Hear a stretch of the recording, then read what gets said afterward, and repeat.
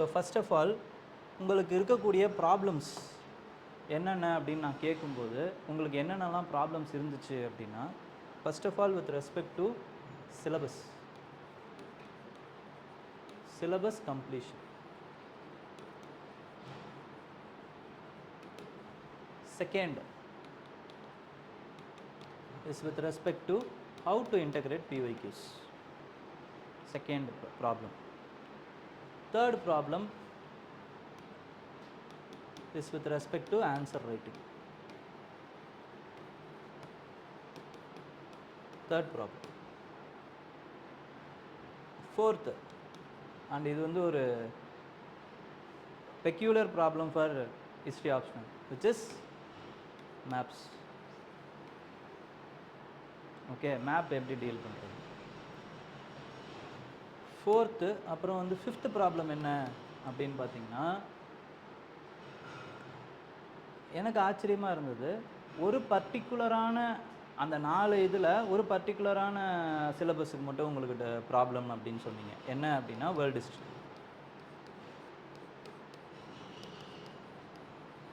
World history ஓகேங்களா.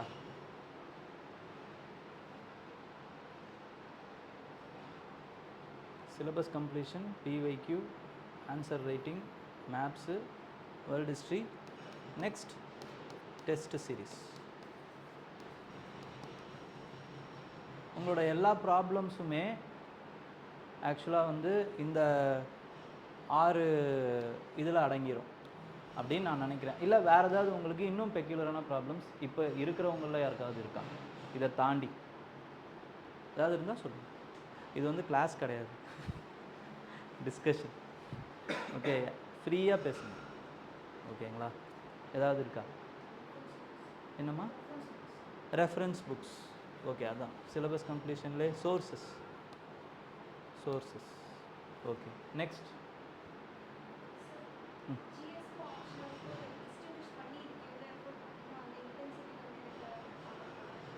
எவ்வளோ இன்டெப்த்தாக படிக்கணும் அப்படிங்கிறது. சரி, ஓகே. அதுக்கு தான் பிஒய்க்யூ. ஓகேங்களா, நம்ம சொல்லுவோம் அதை.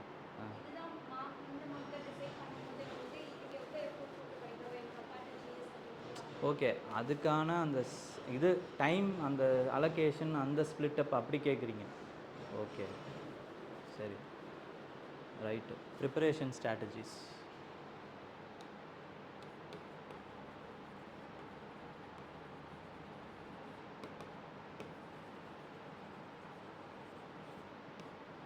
நெக்ஸ்ட், வேறு ஏதாவது இருக்கா? Any other thing? வேறு எதுவும் இல்லை, எல்லாமே இந்த இதுக்குள்ளே அடங்கிடும். ஓகேங்களா. இப்போ ஃபஸ்ட்டு சிலபஸ் கம்ப்ளீஷன் எடுத்துக்கோங்க. Syllabus completion is a myth first of all. So don't worry about it. ஓகேங்களா. சிலபஸை உங்களால் கம்ப்ளீட் பண்ண முடியுமா, இல்லை கம்ப்ளீட் பண்ணணுமா அப்படின்னா கம்ப்ளீட் பண்ண வேணாம். ஓகே, அப்போ அதுக்குள்ளே இருக்கக்கூடிய இம்பார்ட்டண்ட்டான விஷயங்கள் இருக்குது பார்த்தீங்களா, அது உங்களுக்கு தெரியுதா அப்படிங்கிறது தான் கேள்வி. ஓகே, அப்போ எப்படி சார் இப்போ 10 மார்க்ஸில் இல்லைனா வந்து அந்த இதுக்குள்ளே இருக்கக்கூடிய விஷயங்கள் வரும். இப்போ வந்து ஃபார் எக்ஸாம்பிள் கம்பல்சரி மார்க்கில் ஒரு 10 மார்க்கில் ஏதோ ஒன்றுத்த கேட்டுடுறாங்க, அது எங்களுக்கு தெரியலையே, அப்போ சிலபஸை கம்ப்ளீட் பண்ணாமல் எங்களால் எப்படி அதை பண்ண முடியும் அப்படின்னா, first of all order of learning என்ன அப்படிங்கிறத நான் சொல்லிடுறேன். ஆர்டர் ஆஃப் லேர்னிங் அப்படிங்கிறது இட் இஸ் அப்போ சோர்சஸ்லேருந்து வருவோம்.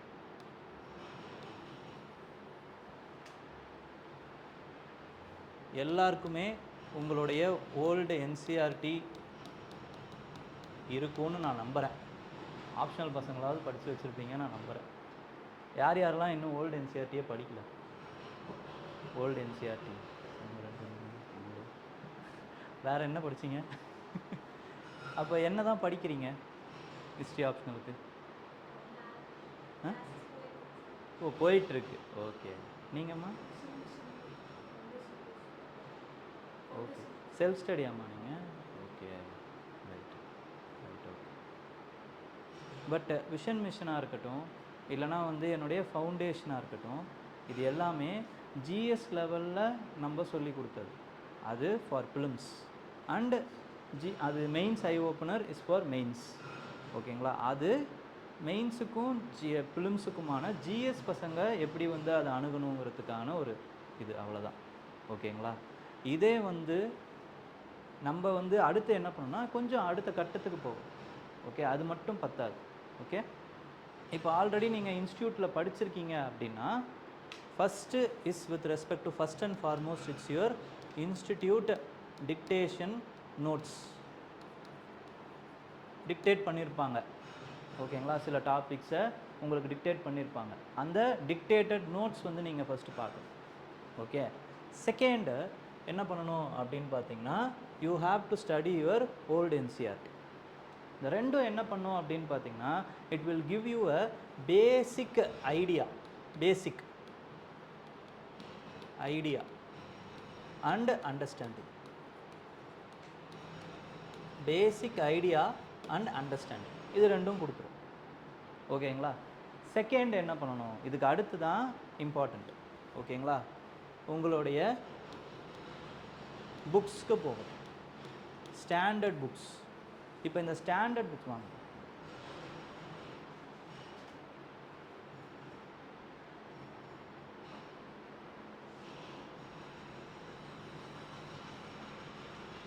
அங்கேயே உட்காந்துக்கிறீங்களா? பரவாயில்லையா? சரி, இங்கே கூட உட்காருங்க, ஒன்றும் ப்ராப்ளம் இல்லை.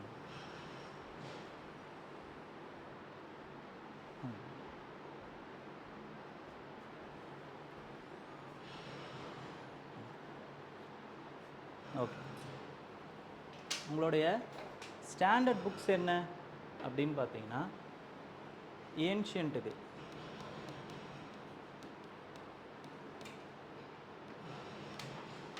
நான் படிக்கும்போது, நான் ரொம்ப காலத்துக்கு முன்னாடிலாம் படிக்கலை, பட் இருந்தாலும் நான் மில்லினியல், நீங்களாம் ஜென்ஜி ஆகிட்டீங்க.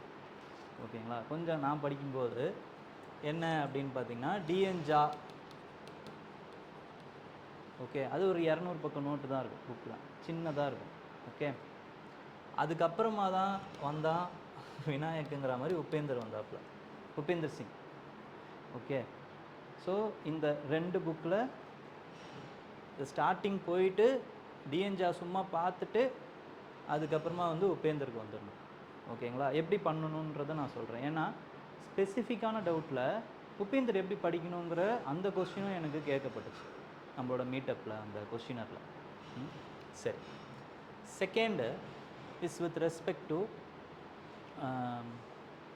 இப்போ ஒரு வெப்சைட், சார் எனக்கு அதெல்லாம் வேணாம், எனக்கு ஏதாவது வெப்சைட் மாதிரி சொல்லுங்கள் அப்படின்னா, செல்ஃப் ஸ்டடி ஹிஸ்ட்ரி என்ன பண்ணியிருப்பாங்க, செல்ஃப் ஸ்டடி ஹிஸ்ட்ரி அப்படின்னா உபேந்தர்லேருந்து, டிஎன்ஜாலேருந்து, ஓல்டு என்சிஆர்டிலேருந்து எல்லாத்தையும் அந்த டாப்பிக்கு என்ன தேவையோ அதை கம்பைல் பண்ணி கொடுத்துருப்பாங்க. அப்போ ஸ்ட்ரெயிட்டாக அதையும் படிக்கலாம். ஆனால் அதை படிக்கிறதுக்கு உங்களுக்கு என்ன தெரியணும் அப்படின்னா, அந்த ஹிஸ்ட்ரியோட அண்டர்ஸ்டாண்டிங் இருக்கணும்.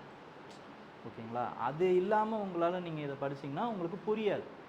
அப்போ புக்ஸ்லேருந்து வரணும். ஒன்று நீங்கள் செல்ஃப் ஸ்டடியாக பண்ணிங்கன்னா புக்ஸ்லேருந்து வர்றது பெஸ்ட்டு.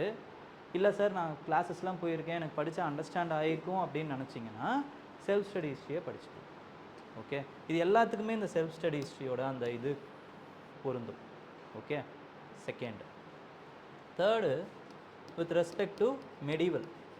மெடிவலில் பார்த்தீங்க அப்படின்னா 2 புக்கு இருக்குது, எய்தர் திஸ் ஆர் தட். ஓகேங்களா? ஒன்று சதீஷ் சந்திரா, ஓல்டு என்சிஆர்டியில் 2 வால்யூம் இருக்கும் சதீஷ் சந்திரான்ட்டு. ஓகேங்களா? அதுவோ இல்லைன்னா வந்து ஜேஎல் மேத்தா. இந்த 2ல் ஏதாவது ஒரு புக்கு, 2 புக்கும் தேவையில்லை, 2ல் ஏதாச்சும் ஒரு புக்கு. அப்படி இல்லைன்னா again go and refer self study. Okay, third with respect to modern, இதுக்கும் 2 இருக்குது. ஒன்று பிபின் சந்திரா, அப்படி இல்லாத பட்சத்தில் பிளாசி டு பார்ட்டிஷன், சேகர் பந்தோபாத்யாய். 2த்தில் ஏதாவது ஒன்று, நாட் போத், 2த்தில் ஏதாவது ஒன்று. Next with respect to world history, இதில் 2 சோர்ஸ் இருக்குது. ஒன்று அதாவது வந்து ஓல்டு என்சிஆர்டிலே வேர்ல்டு ஹிஸ்ட்ரியில் என்ன அப்படின்னு பார்த்தீங்கன்னா, இதுக்கும் ஓல்டு என்சிஆர்டி இருக்குது. ஓல்டு என்சிஆர்டியில் ஏன்ஷியன்ட்டுக்கு ஆர்எஸ் சர்மா, மெடிவலுக்கு சதீஷ் சந்திரா, மாடர்னுக்கு பிபின் சந்திரா, வேர்ல்டுக்கு அர்ஜுன் தேவ். இந்த இந்த என்சிஆர்டியெல்லாம் முடிச்சுட்டு தான் அதுக்கப்புறம் இதுக்கு வரணும். This is an order. ஓகேங்களா? நெக்ஸ்ட்டு வேர்ல்டுக்கு என்ன பண்ணணும் அப்படின்னா, you have to refer Jain and Mathur. You have to refer, not read. ரெண்டுத்துக்கும் டிஃப்ரென்ஸ் இருக்குது. இதெல்லாம் ரீடு, இது ரெஃபர். ஓகேங்களா? Jain and Mathur and Norman and Lowe. ஓகேங்களா?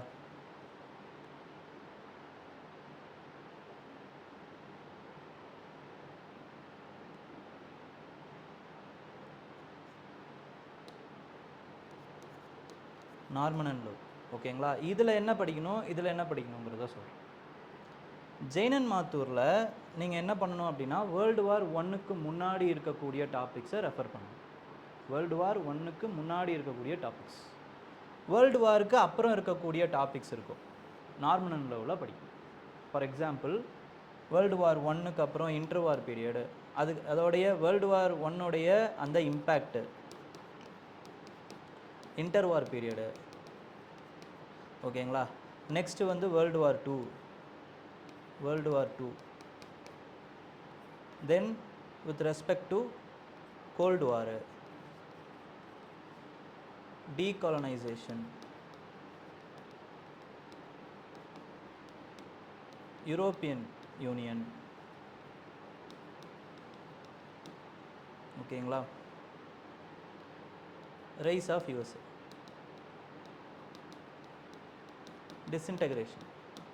Disintegration of USSR. ஸோ இந்த விஷயங்கள்லாம் இருக்குல்ல, இதெல்லாம் நீங்கள் என்ன பண்ணணும்னா நார்மன் அண்ட் லோவில் படிக்கணும். என்லைட்மெண்ட்லேருந்து வேர்ல்டு வார் வரைக்கும் இருக்கக்கூடிய விஷயங்களை ஜெயின் அண்ட் மாத்தூரில் படிக்கணும். சிலது கிராஸ் ஓவர் ஆகும். ஃபார் எக்ஸாம்பிள், ரஷ்யன் ரெவல்யூஷன் இங்கேயும் வரும், சைனீஸ் ரெவல்யூஷன் நார்மன் அண்ட் லோவ்லேயும் வரும். அதெல்லாம் விட்டுருணும், ஏன்னா இதில் நீங்கள் படிச்சிருப்பீங்க, அதனால் இதில் விட்டுருணும். அதே மாதிரி rise of fascism, nazism, Jain and மாத்தூரில் வரக்கூடிய விஷயங்கள் எதெல்லாம் திருப்பி வருதோ அதெல்லாம் விட்டுருங்க. மற்றபடி நார்மன் அண்ட் லோவில் இதெல்லாம் படிங்க. இருக்கிறதுல பெரிய ப்ராப்ளம் என்ன அப்படின்னு பார்த்தீங்கன்னா, இந்த டாபிக் தான், டீகாலனைசேஷன். இதுவே ஒரு பெரிய தனி டாபிக். இதை சொல்லுங்க.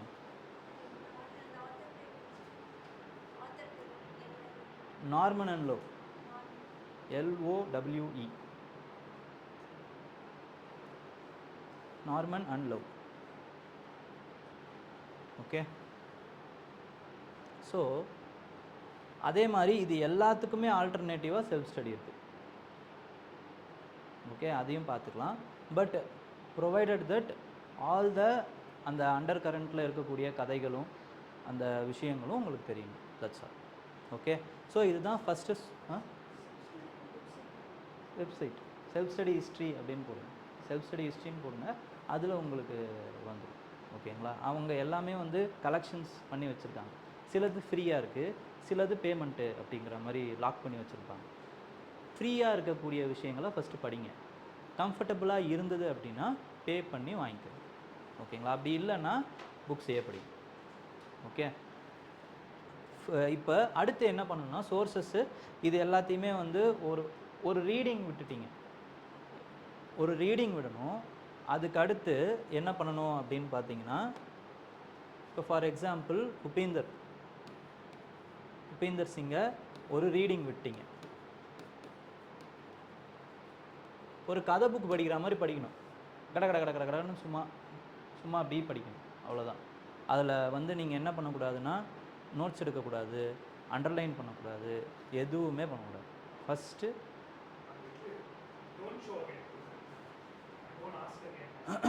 அது கொடுத்துருவாங்களா?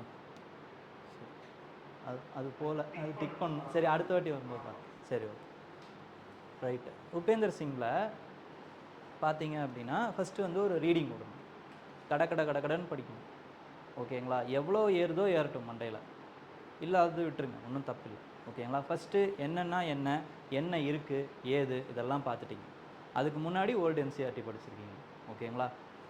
ஸோ செகண்ட் என்ன பண்ணணும் அப்படின்னு பார்த்தீங்கன்னா, you have to go and see the PYQ. நம்மளுடைய குரூப்பில் நான் என்ன பண்ணியிருக்கேன் அப்படின்னா, இந்த பிவைக்யூவோடைய அந்த மேப்பிங் மாதிரி நான் கொடுத்துருக்கேன். பிவைக்யூ மேப்பிங்னே போட்டு கொடுத்துருக்கேன். ஒரு டாப்பிக்குமே இதில் என்னென்ன மாதிரியான டைமென்ஷன்ஸில் வந்திருக்கு அப்படின்ட்டு நான் கொடுத்துருக்கேன். ஓகேங்களா? ஸோ அதையும் எடுத்து வச்சுக்கோங்க. நீங்களுமே பிவைக்யூ பார்க்க கற்றுக்கோங்க. ஓகேங்களா? டைம் இல்லாத பட்சத்தில் அது மட்டும் போதும். டைம் இருக்கிற பட்சத்தில் சும்மா ஒரு வாட்டி அந்த பிவைக்யூஸை பாருங்கள், எப்படி கேட்டிருக்காங்க, என்ன ஏது அதெல்லாம் பாருங்கள். ஓகேங்களா? பார்த்துட்டு அந்த பர்டிகுலர் டாபிக் இப்போ எடுத்துக்கோங்க. இப்போ நிறைய வாட்டி ரிப்பீட் ஆகக்கூடிய டாபிக்ஸை இப்போ அடுத்து எடுத்துக்கணும். சிலபஸ் பாருங்கள், நிறைய வாட்டி ரிப்பீட் எது ஆயிருக்குன்னு பாருங்கள். இப்போது ஃபார் எக்ஸாம்பிள் எது ஆயிருக்கும் அப்படின்னு பார்த்தீங்கன்னா, வருஷத்துக்கு ஒரு வாட்டி இண்டஸ் வேலி சிவிலைசேஷன்லேருந்து ஒரு கேள்வி வந்தே ஆகும். ஓகேங்களா? செகண்டு அடுத்து வந்து பார்த்தீங்க அப்படின்னா வந்து மௌரியன்லேருந்து ஒரு கேள்வி வந்துடும். போஸ்ட் மௌரியனில் ஒரு பர்டிகுலர் டைமென்ஷன்லேருந்து வரும், ட்ரேடுலேருந்து வரும். ஏன்னா அது it is known for that external contacts, trade, இந்த மாதிரியான டைமென்ஷன்ஸ் வந்துக்கிட்டே இருக்கும். ஓகேங்களா? அதுக்கப்புறமா வந்து குப்தாவா, art and architecture, classical age, இந்த மாதிரியான டைமென்ஷன்ஸில் வந்துக்கிட்டே இருக்கும். போஸ்ட் மௌரியாவா, இது போஸ்ட் குப்தாவா, போஸ்ட் குப்தானா அந்த ஃபியூடலிசமோடைய அந்த ஆங்கிளிருந்து கேள்விகள் வந்துக்கிட்டே இருக்கும் ஒரு எக்ஸாம்பிளுக்கு. அப்போது இந்த மாதிரி வந்து நம்ம என்ன பண்ணணும்னா, இந்த ஏஜ் இதுக்கு இந்த மாதிரியெல்லாம் கேள்விகள் வருது அப்படின்ட்டு ஃபஸ்ட்டு நம்ம பிரித்து வச்சுக்கிட்டு then you have to again go and see Upinder. உங்களுடைய நோட்ஸு, ஓல்டு என்சிஆர்டி, அப்புறம் உபிந்தர், இது எல்லாத்தையும் சைட் பை சைடு வச்சுக்கிட்டு தென் அந்த டாப்பிக்கு you have to make notes. ஓகேங்களா? இந்த மாதிரி பண்ணணும். ஓகே, இதை பண்ணி இல்லை சார் எனக்கு அப்படின்னா உங்களுடைய அந்த டிஸ்டேஸ்டட் நோட்ஸ்லேயே யூ ஹாவ் டு சைடில் வந்து சைடில் நீங்கள் வெறும் அந்த அது என்னது அந்த ஸ்டிக் நோட்ஸ்லேயோ இல்லைனா வந்து வெறும் வந்து அந்த கீவேர்ட்ஸோ எக்ஸாம்பிள்ஸ் மட்டுமோ இந்த மாதிரியும் சேர்த்து வச்சுக்கலாம். It is completely based on your ability. எனக்கு கீவேர்ட் போதும் சார், நான் எழுதிடுவேன், எனக்கு தெரியும் எப்படி எழுதணும்னு தெரியும், இந்த மாதிரி இருப்பீங்க. இல்லை சார் எனக்கு கம்ப்ளீட்டாக வேணும் அப்படின்னு நினைக்கிறவங்க அப்படி எழுதுங்க. சரி சார் நான் எழுதுறது கரெக்டாக இல்லையா, ஏதாவது விட்டுட்டேன்னா என்ன பண்ணுறது? ஏன்னா நம்ம எல்லாருக்குமே ஃபியர் ஆஃப் மிஸ்ஸிங் அவுட் ஒன்று இருக்குது. அதுக்கப்புறமா என்ன இருக்கும்னு பார்த்தீங்கன்னா, we want to trust our own notes. யாராவது எடுத்து கொடுத்துட்டிங்கன்னா நல்லாயிருக்கும், அதை படிச்சுப்பேன். நான் எடுக்க மாட்டேன், எடுத்தாலும் நான் அதை படிக்க மாட்டேன். இந்த ப்ராப்ளம், இந்த இனர்ஷியா, இந்த டென்ஷன் எப்பயுமே இருக்கும். ஓகேங்களா? எனக்கும் இருக்குது, எனக்கும் இருந்தது. ஓகேங்களா? உங்களுக்கும் இருக்கும், அது எல்லாருக்குமே இருக்கும். ஓகே, இதிலேருந்து நம்ம எப்படி வெளில வர்றதுன்னா டாப்பர்ஸ் நோட்ஸ் போகும். ஓகேங்களா? டாப்பர்ஸ் நோட்ஸில் அதில் இருக்கக்கூடிய எல்லாத்தையும் நீங்கள் காப்பி பண்ணணுன்ற அவசியம் இல்லை. அவங்க என்ன ஆங்கிள்லாம் எடுத்திருக்காங்க, அந்த ஆங்கிளில் இருக்கக்கூடிய விஷயங்கள் நம்ம ஏதாவது மிஸ் பண்ணியிருக்கோமா, மிஸ் பண்ணியிருந்தால் அதையும் சேர்த்துக்கோ. உங்களோட நோட்ஸு டாப்பர்ஸ் நோட்ஸில் இருக்கக்கூடிய விஷயங்களை நீங்கள் இப்போ ஆட் பண்ணிக்கிறீங்க. அதில் இருக்கக்கூடிய எல்லாத்தையும் ஃபுல்லாக காப்பி பண்ண வேண்டிய அவசியமே கிடையாது. எது விட்டு போயிருக்கோ அது, கீவேர்ட்ஸ் இருந்தால் அது, எக்ஸாம்பிள் இருந்தால் அது, அவ்வளோதான். ஓகேங்களா? நீங்கள் வச்சுருக்கக்கூடிய விஷயங்கள் அவங்க, ஏன்னா ஒவ்வொருத்தருமே ஏன் தனித்தனியாக ஒவ்வொருத்தரும் ஹேண்ட் நோட்ஸ் மேக் பண்ணணும் அப்படின்னா, you will understand history by making notes. ஒரு சப்ஜெக்டில் எப்போ நீங்கள் வந்து ஒரு பெரிய இதுவாக வருவீங்க அப்படின்னா, நோட்ஸை நீங்களே தனியாக மேக் பண்ணும்போது தான், அதை அண்டர்ஸ்டாண்ட் பண்ணி எழுதும்போது தான் உங்களுக்கு தெரியும். அதே மாதிரி திருப்பி ரிவைஸ் பண்ணும்போது இன்னொருத்தவங்க எழுதி வச்ச நோட்ஸை உங்களால் ரிவைஸே பண்ண முடியாது. அதுக்கு அந்த ஒரு இது வரவே வராது உங்களுக்கு. இப்போ நீங்கள் எழுதி வச்ச நோட்ஸில் உங்களுக்கு என்ன ஏது அந்த ஸ்பேஷியல் மெமரி, ஓகேங்களா, அந்த எந்த இடத்துல நான் என்ன எழுதியிருக்கேன், இது எல்லாமே உங்களால் வந்து ஈஸியாக ரீகால் பண்ணிட முடியும். அப்போது அந்த ப்ராப்ளம் இருக்குது பார்த்தீங்களா, அது அந்த அந்த நோட்ஸ் எழுதுகிற அந்த இனர்ஷியாவாக இருக்கட்டும், இல்லை அந்த டைமாக இருக்கட்டும், ரொம்ப பெயின்ஃபுல்லாக இருக்கும், ரொம்ப ப்ரொலாங்டாக இருக்கும். ஆனால் அதை ஒன்ஸ் முடிச்சிட்டிங்க அப்படின்னா it will ரீப் more rewards than you expect. ஓகேங்களா? ஸோ அதை ஒரு வாட்டி பார்த்துக்கோங்க. நெக்ஸ்ட்டு இப்போ அடுத்து என்ன பண்ணணும் அப்படின்னு பார்த்தீங்கன்னா, அந்த இதில் தான் அந்த பிவைக்யூ வருது. பிவைக்யூவில் என்ன வருது? You have to go and see the PYQs, understand the PYQs, understand the dimensions what they are asking. அதுக்கப்புறம் நீங்கள் அதுக்கேற்ற மாதிரி நோட்ஸ் எடுத்து வச்சுக்கிறீங்க. Then now you are going to make study the notes again and again and again. எவ்வளோ வாட்டி அப்படின்னா உங்களால் எவ்வளோ வாட்டி முடியுமோ படிங்க. There is no end for it. ஓகேங்களா? 10 வாட்டி, 15 வாட்டி, 20 வாட்டி. இட் ஷுட் பி இந்த பாயிண்ட்ஸ் வந்து எப்போ கேட்டாலும் யூ ஹாவ் டு ரைட். அந்த மாதிரி நீங்கள் வச்சுருக்கணும் மைண்டில். அப்போது அப்படி இருந்தது அப்படின்னா then you are a serious contender. இப்போ தான் அந்த சீரியஸ் கண்டென்டருக்குள்ளேயே வரீங்க. ஏன்னா you have to write an answer. 10 mark அப்படின்னா you have to write an answer in 7 minutes. 15 mark அப்படின்னா you have to write an answer in 11 minutes. 20 mark அப்படின்னா you have to write an answer in 14 minutes. இது எப்போ வரும்னா you should not think of points. பாயிண்ட்டை திங்கே பண்ணக்கூடாது. கொஸ்டினை understand பண்ணுறீங்க, இதெல்லாம் கீவேர்ட்ஸை போட்டு எழுத ஆரம்பிக்கிறீங்க. Then you are serious content. அப்போ அதுக்கு என்ன பண்ணணுன்னா இந்த பேக்ரவுண்ட் ஒர்க்கை நீங்கள் இப்போ ஆரம்பித்து இதை பண்ணி வச்சிட்டிங்கன்னா தென் ரிவிஷன் அங்கே போயிட்டு வெறும் ரைட்டிங். அந்த 2 மாதத்தில் நீங்கள் வெறும் ரைட் பண்ணுறதுக்கு மட்டும்தான் உங்களுக்கு டைம் இருக்கும். வேறு எதுக்குமே டைம் இருக்காது. ஜிஎஸ் படிக்கலாம், ஜிஎஸ்ஸை கூட படிச்சுக்கலாம். ஓகேங்களா? ஆனால் ஆப்ஷனலாக உங்களால் படிக்க முடியாது. அட்லீஸ்ட் அந்த மெயினான ஏரியாஸ் இருக்குது பார்த்தீங்களா? சிலபட்டை நான் வந்து ஃபுல்லாக கம்ப்ளீட் பண்ணணும்னு நினைக்காதீங்க. மெயினான ஏரியாஸை ஒரு 80%, ஒரு 60%, ஒரு 70% அது பேஸாக வச்சுருந்தீங்க அப்படின்னாலே போதும். You can write. ஏன்னா ஆப்ஷனலில் you have what advantage? Choices. நீங்கள் 8 கொஸ்டினில் 5 கொஸ்டின் தான் எழுத போகிறீங்க. ஓகேங்களா? அதுலேயும் அந்த 2 கம்பல்சரியை விட்டிங்கன்னா மிச்சம் இருக்கக்கூடிய 4 கொஸ்டினில் உங்களுக்கு வந்து 4 இல்லை 6 கொஸ்டினில் 3 தான் எழுத போகிறீங்க. ஓகேங்களா? ஸோ அதுக்கு உங்களுக்கு அந்த சாய்ஸ் வேணும். அந்த இது இருந்தால் போதுமானது. அப்போ நம்மளால் இப்போது ப்ரிலிம்ஸ் மாதிரி கிடையாது. மெயின்ஸை வி கேன் ப்ரிடிக்ட். ஓகேங்களா? ஓரளவுக்கு டாப்பிக்கை ப்ரிடிக்ட் பண்ண முடியும், டைமென்ஷனை ப்ரிடிக்ட் பண்ணவே முடியாது. யாராவது டைமென்ஷனையும் ப்ரிடிக்ட் பண்ணுவோன்னு சொன்னாங்கன்னா நம்பாதீங்க. ஓகேங்களா? டாபிக்ஸ், அதாவது ஐவிசிலேருந்து கண்டிப்பாக ஒன்று வரப்போகுது அப்படின்னு நம்மளால் ப்ரிடிக்ட் பண்ண முடியும். அவன் திடீர்னு ஸ்கிரிப்டை வச்சு கூட கேட்கலாம் கொஸ்டின். இல்லை ஐவிசிக்கும் வேதிக்கும் என்ன சம்மந்தம்னு கேட்கலாம். புத்திசம் வந்து ஐவிசிலேருந்தே இருக்குது சொல்லு அப்படின்னு கேட்கலாம். இப்படி ஏதோ ஒரு டைமென்ஷன் இருக்குன்னு அந்த மாதிரி இல்லை. சும்மா ஒரு எக்ஸாம்பிள் சொல். இப்படி ஏதோ ஒரு டைமென்ஷனை அவங்க எப்படி ஒன்றாலும் கேட்கலாம். ஃபார் எக்ஸாம்பிள் அமெரிக்கன் ரெவல்யூஷனில் இருக்கக்கூடிய ஆங்கிள்ஸ் என்ன சொல்லுங்கள்? இருக்கக்கூடிய ஆங்கிள்ஸ் ஏதாவது உங்களுக்கு தெரிஞ்ச ஆங்கிள்ஸை சொல்லுங்கள். அமெரிக்கன் ரெவல்யூஷனில் இருக்கக்கூடிய ஆங்கிள்ஸ்.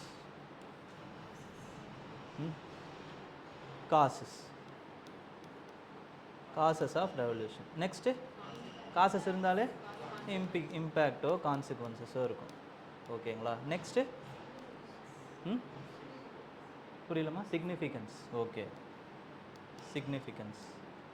நெக்ஸ்ட்டு அடுத்து அதான் அதை சிக்னிஃபிகன்ஸில் 2ஆக பிரித்து யூரோப்புக்கு யூஎஸுக்கு ப்ரெசன்ட் டே ரெலவன்ஸ்னு எழுதிக்கலாம்.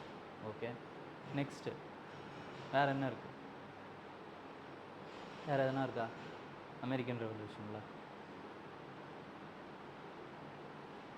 பிவைக்யூ பார்த்தீங்கன்னா உங்களுக்கு தெரியும். இதுக்கு தான் இந்த ஆங்கிள்ஸ்க்காக தான் பிவைக்யூ பார்க்குறீங்க. அப்போ நமக்கு என்ன தெரியும் அப்படின்னா அந்த அந்த டாக்குமெண்ட், கான்ஸ்டிடியூஷனல் டாக்குமெண்ட் இருக்குல்ல, அது வந்து ஒரு எக்கனாமிக் டாக்குமெண்ட்டாக இல்லையா அப்படிங்கிற ஒரு டிபேட் இருக்குது. ஓகேங்களா? ஸோ இந்த ஆங்கிள்லேயும் நம்ம பார்க்கலாம். இதெல்லாம் நம்ம படிச்சிட்டோங்க. இப்படியெல்லாம் நம்ம அமெரிக்கன் கான்சிக்வன்சஸை படிக்கிறோம். ஓகேங்களா? அதுக்கப்புறம் நேச்சர் ஆஃப் அமெரிக்கன் ரெவல்யூஷன் ஒன்று. நேச்சர். ஓகே, ஏன்னா லாயலிஸ்ட் கொண்டாடலை, மற்றவங்க கொண்டாடினாங்கன்னு நேச்சரை பற்றி பேசியிருப்பாங்க. ஓகேங்களா? ஸோ இதெல்லாம் ஆங்கிள்ஸ். இதுக்கெல்லாம் ப்ரிப்பேர் பண்ணிடுறீங்க. இதுதான் அந்த 80% விச் வி கேன் டூ. 10 மார்க்கில் திடீர்னு என்ன கேட்குறான் அப்படின்னா contribution of American women in American revolution கேட்குறான். இப்படி கேட்டுடுறான். இது ஒரு பவுன்சர். ஓகேங்களா? அப்போது இதுக்கு என்ன பண்ணுவீங்க? இதுக்கு உங்களால் ப்ரிப்பேர் பண்ண முடியுமா? ப்ரிப்பேர் பண்ணியிருக்க முடியுமா? யாராவது நினச்சி பார்த்துருப்போமா? அப்படின்னா கிடையாது. இன்னொன்று விஷயம் நீங்கள் என்ன நல்லா புரிஞ்சுக்கணுன்னா, இதே மனநிலையிலையும் சூழ்நிலையிலையும் தான் எல்லா ஹிஸ்ட்ரி ஆப்ஷனல் எழுதக்கூடியவங்களும் இருக்க போகிறாங்க. இதே தான் ஜிஎஸ்ஸுக்கும். ஏதாவது ஒரு இது வருது அப்படின்னா, பவுன்சர் வருதுன்னா எல்லாருக்குமே இது பவுன்சர் தான். ஓகேங்களா? கொடுத்துருக்கக்கூடிய குறிப்பிட்ட டைமுக்குள்ள இம்பார்ட்டண்ட்டான விஷயத்த மட்டும்தான் எல்லாருமே படிச்சுட்டு வந்திருப்பான். அப்போது இதை பண்ணிவிட்டு இந்த பவுன்சரை எப்படி ஒருத்தன் சமாளிக்கிறாங்கிறதுல தான் அவன் உள்ளே போகிறானா வெளில வரானாங்கிறதுல இருக்குது. அப்போ விமன் அப்படின்னா விமனோடைய கான்ட்ரிபியூஷன் என்னென்னலாம் இருந்திருக்க முடியும்? ஓகேங்களா? செகண்டரி ஒர்க்லேயும் அதுக்கப்புறமா வந்து வார் டைமில் அவங்களால என்ன பண்ணியிருக்க முடியும், இன்டலெக்சுவலாக என்ன பண்ணியிருந்திருக்க முடியும். ஓகேங்களா? அதுக்கப்புறமா வந்து இப்போது அடுத்த வேறு இடங்களில் பாருங்கள். இப்போ ஃப்ரெஞ்சு ரெவல்யூஷன் வருது, அங்கே விமன் என்ன பண்ணியிருந்திருப்பாங்க? வேர்ல்டு வார் வந்துச்சு, அங்கே விமன் என்ன பண்ணியிருந்திருப்பாங்க? அதே தான் இங்கேயும் பண்ணியிருந்திருப்பாங்க. அப்போ தெரிஞ்ச இடங்களை வச்சு தெரியாத இடத்த நீங்கள் எழுத போகிறீங்க. இது அதுக்கு அடுத்த ஸ்டேஜ். நீங்கள் என்ன பண்ணிடக்கூடாது அப்படின்னா, படிக்கும்போது இந்த ஏரியாவை பார்த்து பயந்துடக்கூடாது. இதுக்கு நான் ப்ரிப்பேர் பண்ணுறேன்னு பண்ணிடக்கூடாது. First you have to conquer this area. இந்த 60% 70% you have to be very very very sure. ஏன்னா இது கேட்கறதுக்கு தான் பாசிபிலிட்டி அதிகம், இது வந்து பாசிபிலிட்டி கம்மி தான். ஆனால் இப்படி கேட்டால் நம்ம எப்படி எழுதணுன்ட்டு அந்த டைமில் தான் எழுத உங்களுக்கு வரும். ஆனால் கான்ஃபிடென்ஸ் இதை படிக்கும்போது வந்துடும். இது இந்த ஆங்கிள்ஸ் உங்களுக்கு எங்கேருந்து தெரியும்? பிவைக்யூலேருந்து தெரிஞ்சு. இதுதான் ஆங்கிள், இப்படி தான் கேட்டிருக்கான் அப்படின்னு உங்களுக்கு பிவைக்யூவில் தெரிஞ்சு. அப்போ இதுக்கு தான் இந்த ஸ்டாண்டர்ட் புக்கை படிக்கும்போது ஆல்ரெடி ஒரு வாட்டி படிச்சிருப்பீங்க, திருப்பி பிவைக்யூவை பார்த்துட்டு படிக்கும்போது your thought and your reading will align through the PYQ. ஓ ஆமாம், பிவைக்யூவில் இந்த மாதிரி ஒரு கேள்வி கேட்டிருக்கான், இதுக்கு நம்ம இந்த மாதிரி இந்த பதிலை எழுதலாமே, இந்த பாயிண்ட் எழுதலாமே, இந்த கீவேர்டை போடலாமே அப்படின்னு அந்த அலைன்மெண்ட்டோடு படிக்கும்போது அந்த அலைன்மெண்ட் அந்த கீவேர்டு உங்களுக்கு நோட்ஸாக மாறும். ஓகேங்களா?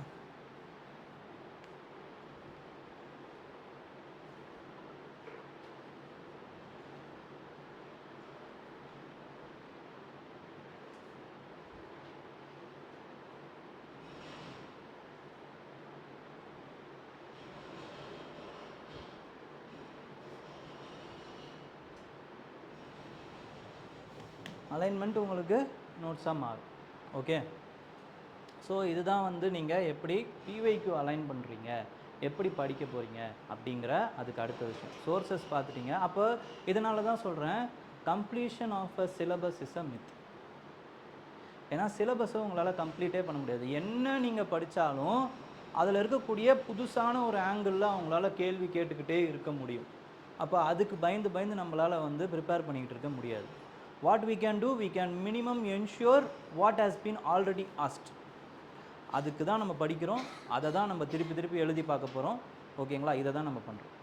தேர்டு இம்பார்ட்டண்ட்டான விஷயம் என்ன அப்படின்னா, நீங்கள் அடுத்து பிவைக்கு படிக்கும்போது நெக்ஸ்ட்டு இதெல்லாம் பண்ணிட்டதுக்கப்புறம் try to understand the core of the PYQ, core of the question, core demand of the question என்ன அப்படிங்கிறத அண்டர்ஸ்டாண்ட் பண்ண ட்ரை பண்ணும். ஓகேங்களா? ஒரு கொஸ்டின் இருக்குது அப்படின்னா அவங்க என்ன கேட்க வராங்க. இப்போ நம்ம ஆல்ரெடி பார்த்த மாதிரி அமெரிக்கன் ரெவல்யூஷன் அப்படின்னாலே அதில் என்னென்ன டிமாண்ட்ஸ் இருக்குது? இம்பேக்ட் இருக்குது, நேச்சர் இருக்குது, காசஸ் இருக்குது, கான்சிக்வன்ஸ் இருக்குது, சிக்னிஃபிகன்ஸ் இருக்குது. இதில் ஏதோ ஒன்றத்தை தான் அவங்க தெரியாத மாதிரி கேட்க போகிறாங்க. ஏதோ ஒரு வாக்கியத்துலேயோ, கோட் பேஸ்ட்லேயோ, இல்லை ஒரு சென்டென்ஸ்லேயோ, இல்லை வேறு ஏதாவது ஒரு விஷயத்துலையோ அவங்க வந்து கேட்பாங்க. அப்போ இது என்ன இவங்க கேட்க வராங்க அப்படின்னு பார்த்ததுக்கப்புறம் we have to understand the core demand. அப்போ தான் கான்சிக்வன்ஸ் கேட்டிருந்தாங்கன்னா கான்சிக்வன்சஸுக்கு நீங்கள் எழுத முடியும், காசஸ் கேட்டிருந்தாங்கன்னா காசஸ் எழுத முடியும். கொஸ்டின் டஃப் கிடையாது, அதோடைய வாக்கியங்கள் தான் டஃப்பாக இருக்கும். அதை சிம்பிளிஃபை பண்ண கற்றுக்கிட்டீங்க அப்படின்னா நம்ம ஆல்ரெடி தெரிஞ்சு வச்சுருக்கக்கூடிய, படித்து வச்சுருக்கக்கூடிய ஆன்சரை தான் எழுத போகிறீங்க. ஓகேங்களா? அப்போ கொஸ்டினை பார்த்து பயந்துடக்கூடாது.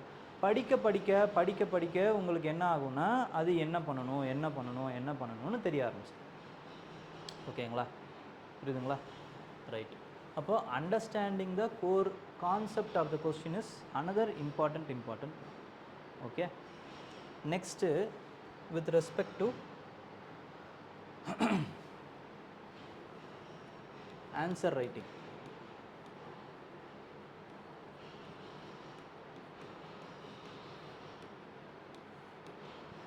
ஆன்சர் ரைட்டிங் இப்போது ஏதாவது ஒரு கொஸ்டின் ஏதாவது இருந்தா, ஒரு ஆப்ஷனல் கொஸ்டின் ஏதாவது இருக்கா?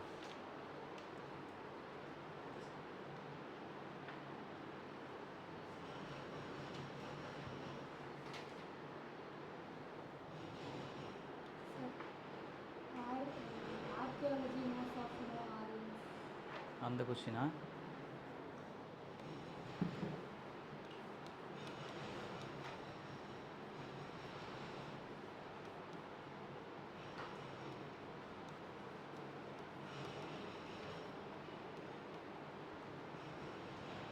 Archaeology knows no Aryans. இங்கே நான் இப்போ என்ன பண்ணிடுறேன் அப்படின்னா எக்ஸாமின் அப்படின்னு ஒரு வார்த்தையை சேர்க்குறேன். இந்த ஸ்டேட்மெண்ட்டில் எக்ஸாமின்ற ஒரு வார்த்தையை சேர்க்குறேன். இப்போ நீங்கள் என்ன பண்ணணும் அப்படின்னா இதுக்கான இப்போ உங்களுக்கு இது வந்து அண்டர்ஸ்டாண்ட் ஆகுதா? ஃபஸ்ட்டு இந்த சென்டென்ஸ் என்ன சொல்ல வருது? ஆரியன்ஸை நம்மளால் ஆர்கியாலஜி மூலமாக படிக்க முடியல, ஓகேங்களா, அப்படிங்கிற அந்த விஷயத்தை பேசுது. இப்போ நம்ம என்ன பண்ணணும் அப்படின்னா ஒரு ஆரியன் இங்கே எப்போ வந்தாங்க எப்படி இருந்தாங்க அப்படிங்கிற அந்த ஒரு விஷயத்தை பேசிட்டு இன்ட்ரோவில் அவங்களோட வந்த ரூட்டை வந்து நீங்கள் வந்து ஒரு மேப் மாதிரி போட்டு காட்டிட்டு, ஓகேங்களா, மேப்பில் காட்டிட்டு then you can start with archaeology knows no Aryans அப்படின்னு அந்த ஹெட்டிங்கை போட்டுட்டு, ஏன் அப்படின்னா அவங்க எந்த ஒரு பாசிபிளான எவிடன்ஸும் இல்லை, ஓகேங்களா. அதுக்கப்புறமா வந்து அவங்கள வந்து லிட்ரரி எவிடன்சஸ் மூலமாக தான் நம்மளால் வந்து டெசிஃபர் பண்ண முடிஞ்சது. அதுக்கப்புறம் அந்த லிட்ரரி எவிடன்சஸ் என்னென்ன இருந்துச்சு அப்படிங்கிறதெல்லாம் சொல்லி ஆர்கியாலஜி நோஸ் நோ ஆரியன்ஸ் அப்படின்னு நம்ம எழுதலாம். ஓகே, இங்கே வெறுமனா என்ன சொல்கிறாங்க, எக்ஸாமின்றாங்க. அதனால் நீங்கள் என்ன பண்ணுறீங்கன்னா ஆமாங்க இப்படிலாம் இருக்குது பாருங்கங்கிறத எக்ஸாமினருக்கு சொல்கிறீங்க. ஓகே, இப்போ இதே வார்த்தையில் கிரிட்டிக்கலின்னு ஆட் பண்ணிடுறேன். இப்போ என்ன பண்ணணும்னா literature evidences of Aryans, next பார்ட்டில் ஆர்கியாலஜிக்கல் எவிடன்சஸ் ஆஃப் ஆரியன்ஸ். இங்கேயும் அந்த எக்ஸாமினில் எழுதணுமானா லாஸ்ட்டாக ஒரு கன்க்ளூஷனில் நீங்கள் லாஸ்ட்டாக ஒரு பார்ட் மாதிரி எழுதணும், அவ்வளோதான். இங்கே ஆனால் என்ன பண்ணணும் அப்படின்னா ரெண்டாவது ஆஃபில் நீங்கள் ஆர்கியாலஜி நோஸ் ஆரியன்ஸ்னு எழுதணும். எப்படி நீங்கள் ஆரியன்ஸ் இருக்குதுன்னு நம்ம சொல்ல முடியும் அப்படின்னா உங்களுக்கு பிஜிடபிள்யூ வேர் இருக்குது, ஓகேங்களா. அந்த ஜாகிரபிக்கல் ஸ்ப்ரெட்டும் பிஜிடபிள்யூ வேரும் உங்களுக்கு வந்து ஈக்குவலாக நம்மளால் வந்து பார்க்க முடியுது. ஓகே, அதுக்கப்புறமா வந்து ஃபயர் ஆல்ட்ரு இருக்குது. அஹிச்சித்ராவில் அந்த ஃபயர் ஆல்ட்ருக்கான எவிடன்சஸ் நமக்கு கண்டுபிடிக்க முடியுது. ஓகே, உள்ளே தான் இல்லை, ஆனால் வெளியே பார்த்தீங்க அப்படின்னா நிறைய பிளேட்ஸ் வந்து நமக்கு கிடச்சிருக்கு, இன்ஸ்கிரிப்ஷன்ஸ் கிடச்சிருக்கு. அது ஒரு ஆர்கியாலஜிக்கல் எவிடன்சஸ் தான். கார்சைட் இன்ஸ்கிரிப்ஷன் அந்த மாதிரியான இன்ஸ்கிரிப்ஷன்ஸ் நமக்கு இருக்குது. அப்போ ஆரியன்ஸுங்கிற அந்த வார்த்தைக்கான அந்த மீனிங் அங்கேருந்து நம்மளால் ட்ரேஸ் பண்ண முடியுது. அப்போ அவங்களுடைய அந்த இதுவை நம்மளால் பார்க்க முடியுது. ஜாகிரபிக்கல் அந்த லொக்கேஷன்ஸும் நம்மளால் வந்து பார்க்க முடியுது. ஓகே, ஸோ இந்த மாதிரி நம்ம என்ன பண்ணணும் அப்படின்னா ஆர்கியாலஜி நோஸ் ஆரியன்கிறதையும் நம்ம சொல்லிவிட்டு, ஆனால் பிரதானமான பகுதியை நம்ம இங்கேருந்து தான் எடுக்கிறோம். அவங்களுடைய அந்த இதுவை டெசிஃபர் பண்ணுறது லிட்ரரி எவிடன்சஸ் மூலமாக தான், நம்ம Smriti and Shruti literature evidences மூலமாக தான் நம்ம டெசிஃபர் பண்ணுறோம் அப்படிங்கிற இந்த ரெண்டு விஷயங்களையும் எழுதும். அப்போ இந்த கொஸ்டினுக்கான தன்மை எது தீர்மானிக்குது? டைரக்ஷனோடு தீர்மானிக்கும். கண்டென்ட்டு இந்த நீங்கள் எப்படி இந்த டிமாண்ட் எது தீர்மானிக்குது? இந்த மெயினான வார்த்தை தீர்மானிக்குது டிமாண்டை. நீங்கள் எப்படி எழுதணும் அப்படிங்கிற அந்த தன்மையை இந்த டைரக்ஷன் வேர்டு தீர்மானிக்கும். ஓகேங்களா? ஆனால் உங்களுக்கு இருக்கக்கூடிய இந்த ஆங்கிள் அப்படிங்கிறது இந்த 2 ஆங்கிளுக்குமான கண்டென்ட் நீங்கள் வச்சுருக்கணும். அவன் எப்படி கேட்குறானோ அப்படி நீங்கள் கொடுக்கணும். அவ்வளோதான். ஓகேங்களா? ஸோ மற்றபடி வந்து இதுதான், இந்த மாதிரி தான் நீங்கள் ஆன்சர் ரைட்டிங்கை ப்ராக்டிஸ் பண்ணணும். ஓகே. ஸோ எடுத்த உடனே இவ்வளோ இதுவாக வராது. எடுத்த உடனே யூ வில் ஃபம்பிள், உங்களுக்கு தெரியாது. ஓகேங்களா? கொஞ்சம் கொஞ்சமாக ஆரம்பிங்க, தெரிஞ்ச இடத்துலேருந்து ஆரம்பிங்க. தெரிஞ்ச கொஸ்டின், இப்போ டேரெக்டாக சில கொஸ்டின்ஸ் இருக்கும்.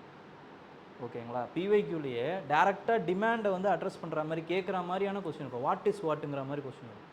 அங்கேருந்து ஆரம்பிங்க.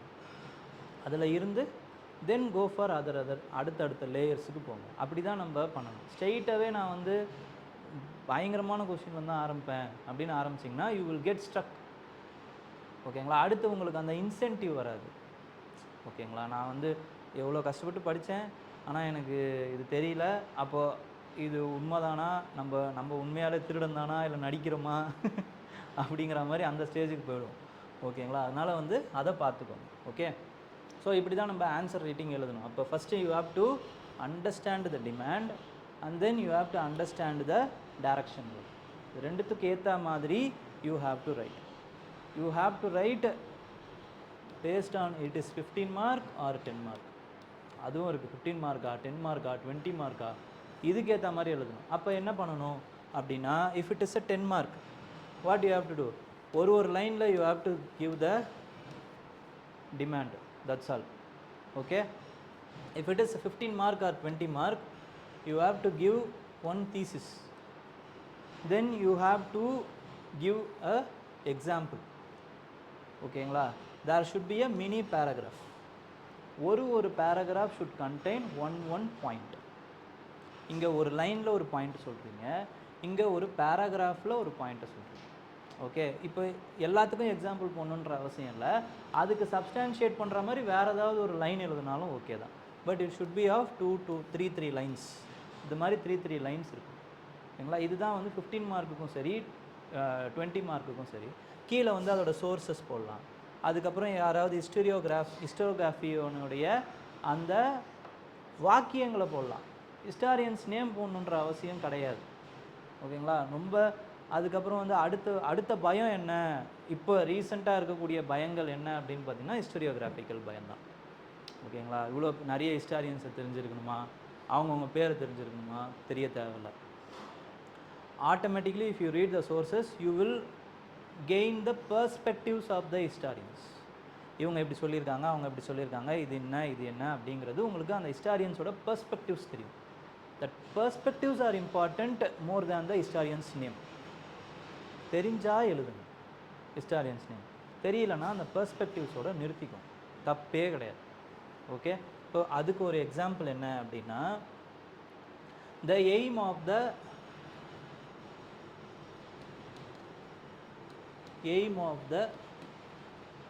market reforms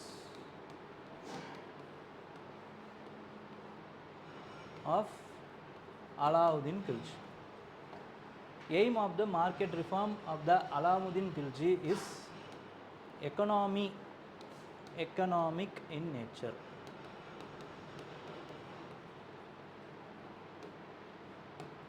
இங்கே நான் என்ன பண்ணிடுறேன், டிஸ்கஸ் அப்படின்னு போட்டுறேன்.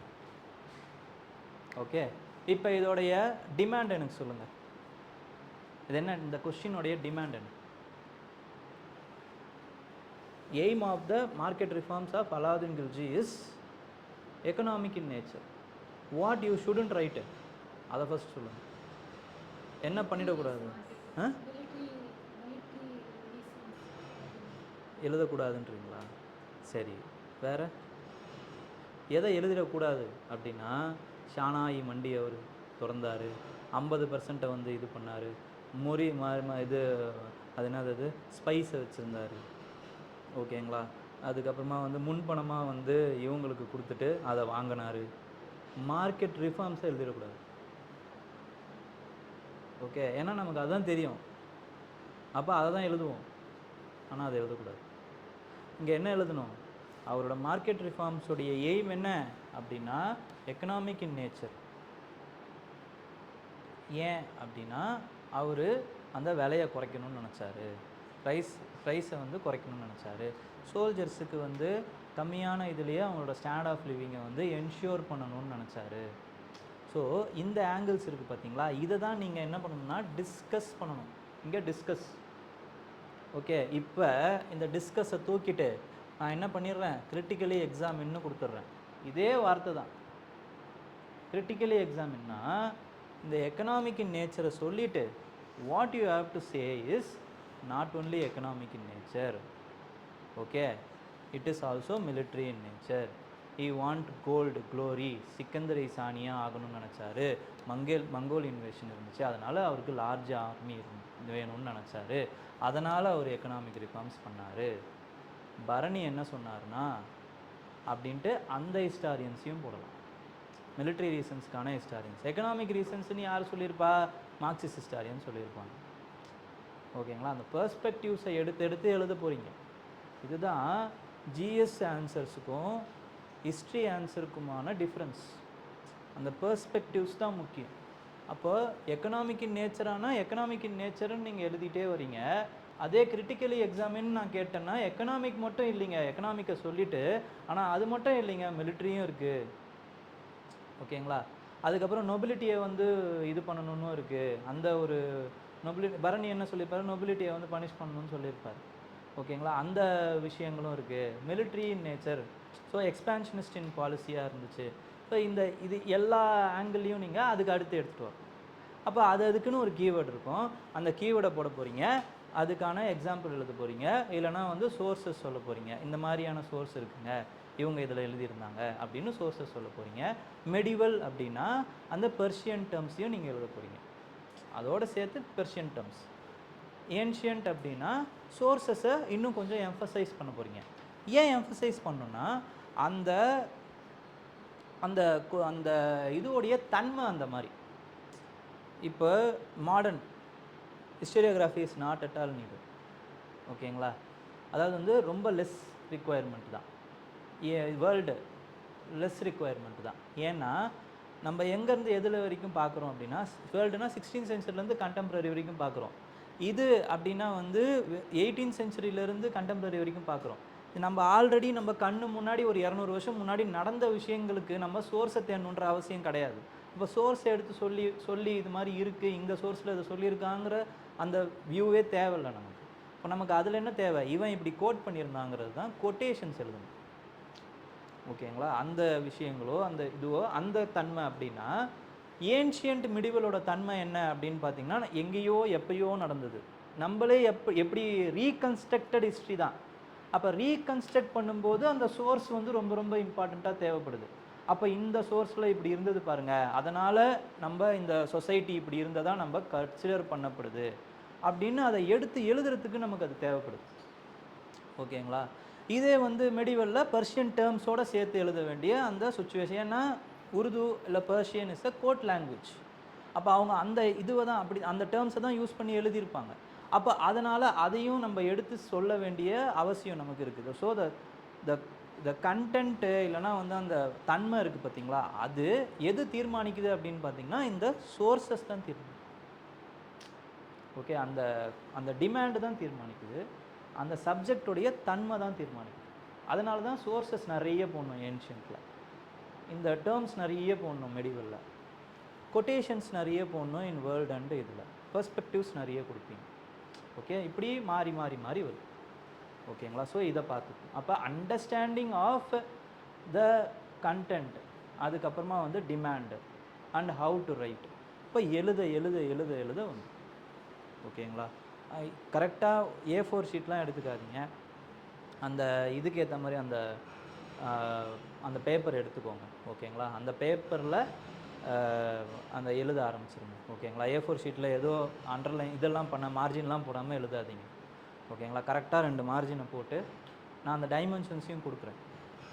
ஓகேங்களா, என்ன டைமென்ஷன் கொடுக்குறேன் அந்த டைமென்ஷனை இது பண்ணிவிட்டு அதுக்கேற்ற மாதிரி மார்ஜின் போட்டு எழுத ஆரம்பிங்க. அந்த ஸ்பேஸுக்குள்ளே எப்படி எழுதுறீங்க அப்படிங்கிறது ரொம்ப இம்பார்ட்டண்ட். பேனா ரொம்ப இம்பார்ட்டண்ட். இதெல்லாம் சின்ன சின்ன விஷயந்தான், but it will increase your speed. ஓகேங்களா, எந்த பேனாவில் ஃபஸ்ட்டு ஆரம்பிக்கிறீங்களோ அதே பேனா தான் நீங்கள் கடைசியாக மெயின்ஸு உங்களுடைய செகண்ட் பேப்பர் எழுதுகிற வரைக்கும் இருக்கணும். ஓகேங்களா? ஹிஸ்ட்ரி செகண்ட் பேப்பர் எழுதி முடிக்கிற வரைக்கும் அதே பேனாக தான் இருக்கணும். இப்போ அந்த மாதிரி பார்த்துக்கோங்க. ஓகேங்களா? ஸோ இதெல்லாம் கொஞ்சம் பண்ணிக்கோங்க. டைமை பற்றி இப்போதைக்கு கவலைப்படாதீங்க. டைம் மேனேஜ்மெண்ட் பற்றி மட்டும் இனிஷியலாக ஸ்டார்ட் பண்ணும்போது கவலையே படக்கூடாது. ஓகே, ஸோ அதையும் கொஞ்சம் நோட் பண்ணிக்கோங்க. நெக்ஸ்ட்டு அடுத்து இம்பார்ட்டண்ட்டான விஷயம் என்ன அப்படின்னு பார்த்தீங்கன்னா, உங்களோட மேப் ஏதாவது இருக்காங்க? சொல்லுங்கள். ஆமாம் ஆமாம்.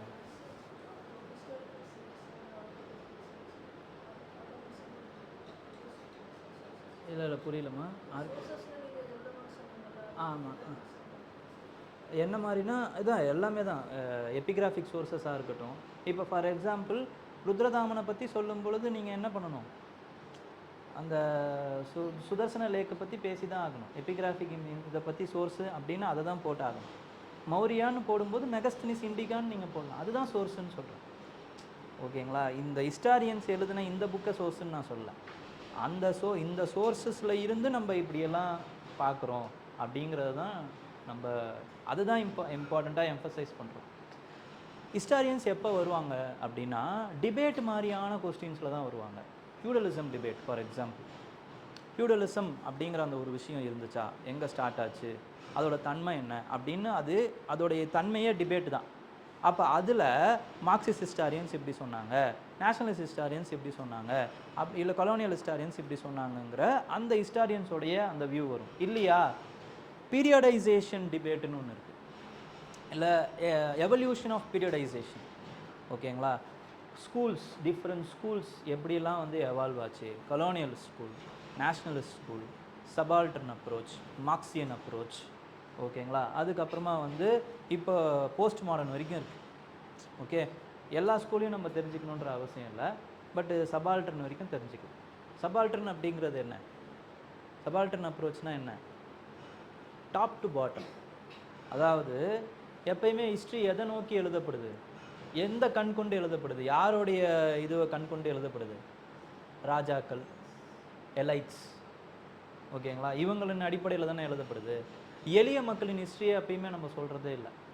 அப்படி சொல்ல ஆரம்பித்த ஹிஸ்ட்ரி தான் சபால்டன். ஓகேங்களா? விமனின் அடிப்படையில், ட்ரைபல்ஸ் அடிப்படையில், ஓகேங்களா, அந்த பாப்புலேஷன் அடிப்படையில் இப்படி சொல்லப்பட்டது. அதுக்கப்புறம் நம்மளுடைய ஹோல் ஹிஸ்ட்ரியே வந்து எதை நோக்கி இருக்குது அப்படின்னா பொலிட்டிக்கல் ஹிஸ்ட்ரியாக தான் நீங்கள் இது வரைக்கும் படிக்கவும் செஞ்சுருப்பீங்க, உங்களுக்கு சொல்லியும் கொடுத்துருப்பாங்க. சொல்லு. பாட்டம் அப் அப்ரோச்ன்றது ட்ரைபல் ரிவோல்ட் அப்படின்னு சொல்கிறது இருக்குது பார்த்தீங்களா, அது ஒரு சபால்டன் அப்ரோச். விமன் என்ன கண்டிஷனில் இருக்காங்க அப்படின்னு நம்ம சொல்கிறது இருக்குது பார்த்தீங்களா, அது ஒரு சபால்டன் அப்ரோச். ஓகேங்களா? அப்படி அந்த காலகட்டத்தில் இப்போ மௌரியா இல்லை அசோகா வந்து ஒரு கோல்டன் ஏஜ்னு நம்ம சொல்லலாம், இல்லை ஒரு பயங்கரமான இதுன்னு நம்ம சொல்கிறோம். எப்படி சொல்கிறோம்? அவரோட பவர், எக்ஸ்டென்ஷன், இதை வச்சு சொல்கிறோம். ஆனால் விமன் எப்படி இருந்தாங்க அந்த டைமில்? ட்ரைபிள்ஸ் என்ன பண்ணிட்டு இருந்தாங்க? அவங்க அடக்குமுறையில் ஆளானாங்களா அப்படின்னு ஒரு அப்ரோச் எடுத்து எழுதுகிறாங்க பார்த்தீங்களா, அந்த சோர்ஸஸ்லாம் கலெக்ட் பண்ணி எழுதுகிறாங்கல்ல, அதுக்கு பேர் வந்து சபால்டன் அப்ரோச் அப்படின்னு சொல்லுவாங்க. ஓகேங்களா? ஸோ இந்த ஸ்கூல் ஆஃப் தாட்ஸ் அதுக்கப்புறம் கொஞ்சம் கொஞ்சமாக இந்த மாதிரிலாம் ஸ்கூல்ஸ் நிறைய வருதுன்னு நம்ம சொல்கிறோம். ஸோ இதுக்கெல்லாம் தான் உங்களுக்கு ஹிஸ்டாரியன்ஸ் தேவைன்னு நான் சொல்கிறேன். ஹிஸ்டோரியோகிராஃபியோ ஹிஸ்டாரியன்ஸோ இந்த மாதிரி விஷயத்துக்கு தான் தேவை. மற்றபடி நீங்கள் பெர்ஸ்பெக்டிவ்ஸ் படிச்சிட்டிங்கன்னா போதுமானது. ஓகே, வேறு ஏதோ சொல்ல வந்தேன். மேப் தான் சொல்ல வந்தேன்னா இல்லை அதுக்கு முன்னாடி? ஓகே இப்போ அடுத்து வந்து மேப்பில் ரெண்டு மேப் இருக்குது. ரெண்டு மேப்பையுமே உங்களுக்கு நம்ம குரூப்பில் ஷேர் பண்ணியிருக்கேன். ஓகேங்களா? ஒன்று அவுட்லைன், இன்னொன்று வந்து பொலிட்டிக்கல். ரெண்டுத்துலேயுமே நீங்கள் ப்ராக்டிஸ் பண்ணணும். ஓகேங்களா? கிரிட்டு எப்படி போடுறது அப்படின்ட்டு அந்த குரூப்லேயே அந்த கிரிட்டு போட்டே நான் காமிச்சிருக்கேன். அதாவது எப்படி போடுறதுன்னு இல்லை, போட்ட கிரிட்டோடைய அந்த மேப்பையும் ஷேர் பண்ணியிருக்கேன். அதை வந்து நீங்கள் ஒரு வாட்டி பாருங்கள். ஓகேங்களா? இன்னொரு வாட்டி நம்ம எப்படின்னா மீட் பண்ணும்போது கிரிட் எப்படி போடுறதுன்னு முடிஞ்சால் நான் சொல்லித்தரேன். ஓகேங்களா? ஸோ அதுக்கு முன்னாடி போட்ட கிரிட்டில் ப்ராக்டிஸ் பண்ணிட்டே இருந்தேன். ஓகே, அது ஒன்று. செகண்ட் என்ன பண்ணணுன்னா 5 விஷயங்கள் இருக்குது. ஃபஸ்ட்டு விஷயம் is with respect to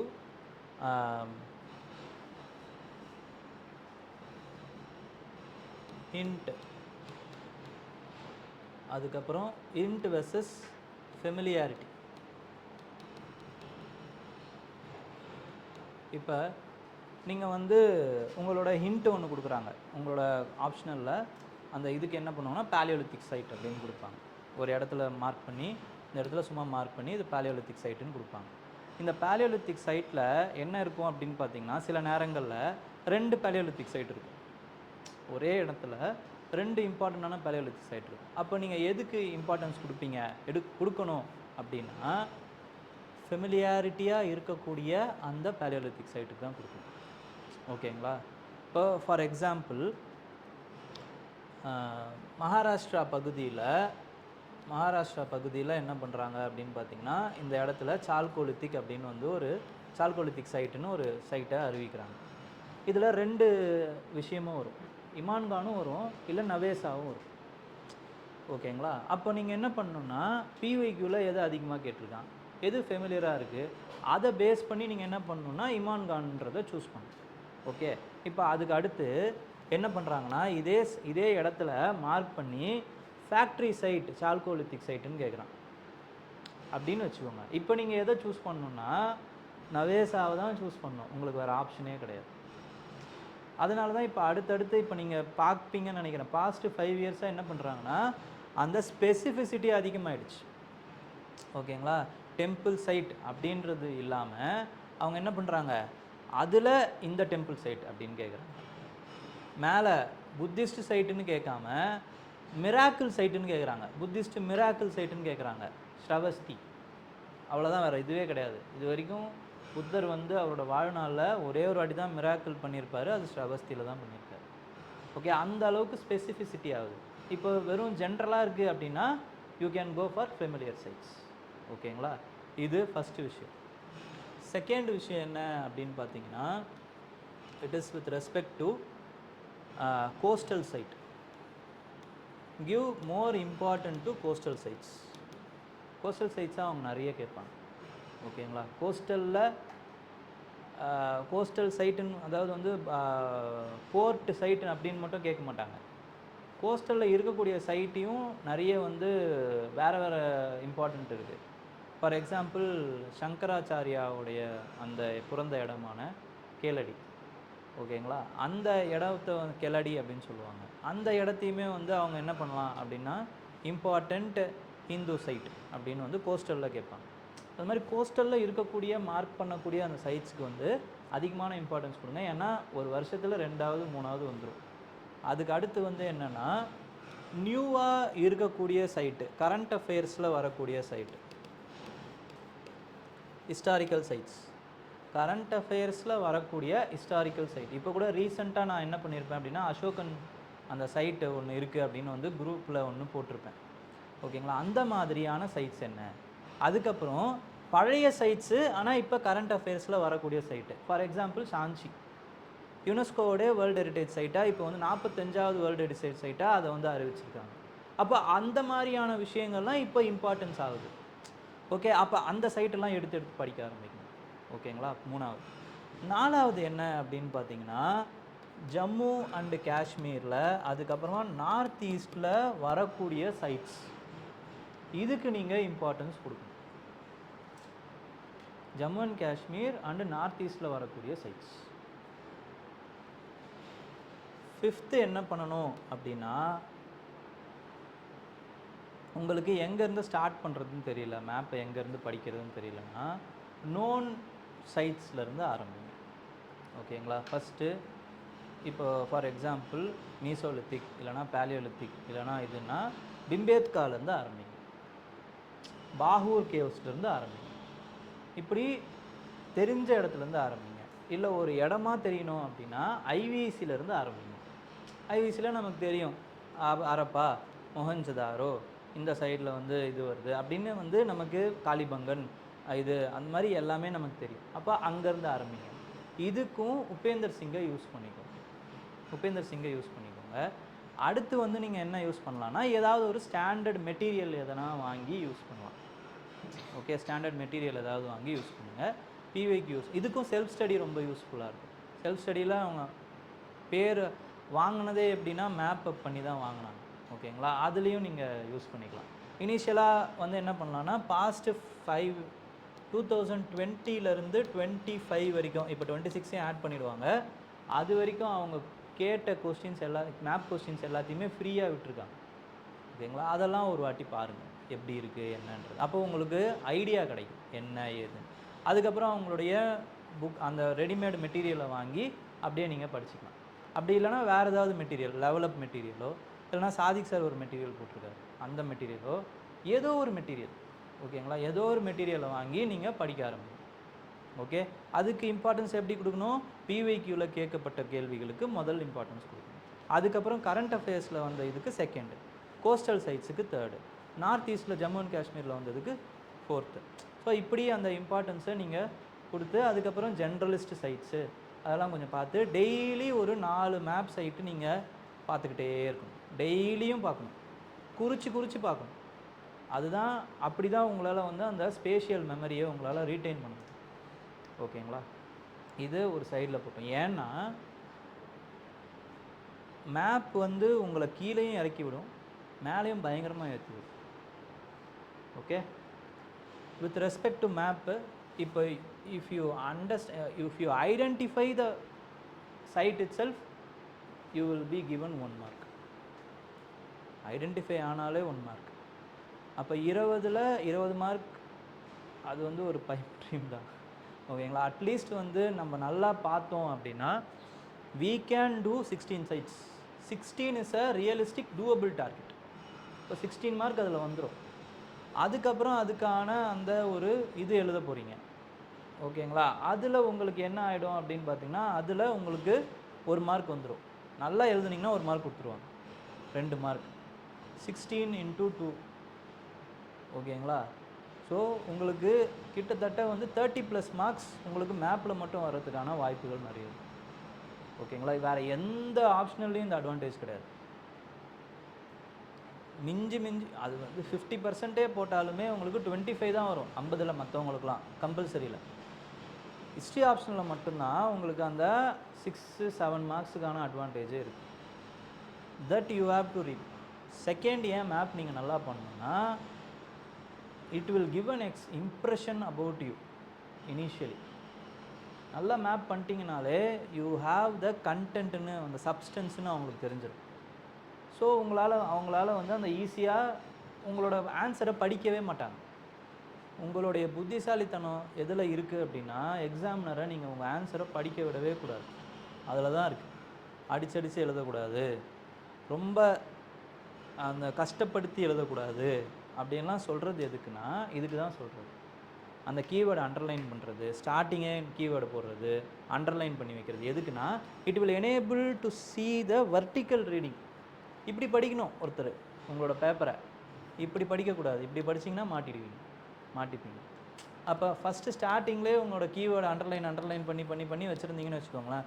okay, இதை சொல்கிறாரு, இதுதான் சொல்ல வரான், இதுக்கு ஒரு எக்ஸாம்பிள் இங்கே போட்டிருக்கான், ஓகே டிக் பண்ணி அடுத்து போட்டு கன்க்ளூஷன் பயங்கரமாக எழுதிருந்தீங்க அப்படின்னா உங்களுக்கு ஒரு நல்ல மார்க்கை போட்டு 60% ஆஃப் த மார்க் போட்டு போயிட்டே இருப்பாங்க. அந்த விஷயத்தை தான் நீங்கள் அன்லாக் பண்ணணும் இப்போ. ஓகேங்களா? அதை எழுதுறதன் மூலமாக, அந்த இம்ப்ரெஷன் மூலமாக தான் உங்களால் அன்லாக் பண்ண முடியும். மேப்புன்னு இல்லை, எந்த கம்பல்சரி கொஸ்டின்ஸை நீங்கள் நல்லா எழுதியிருந்தாலும் உங்களுக்கு அந்த இம்ப்ரெஷன் கிடச்சிடும். ஓகேங்களா? அதை மட்டும் நல்லா சொல்லுங்கள். ஓகே, ஸோ அதை என்ஷூர் பண்ணிக்கணும். ஸோ நெக்ஸ்ட்டு ஏன் மேப் வந்து நல்லது அப்படின்னா, it will also give a excellent value addition for your answers, other answers. அதுக்காகவும் மேப் இம்பார்ட்டன்ட். ஓகேங்களா? ஸோ இது எல்லாத்தையும் மேப் அப்போ முடிச்சிங்கனாலே ஒரு 50% of your problem will be solved with respect to ensure. சொல்லுங்கள்.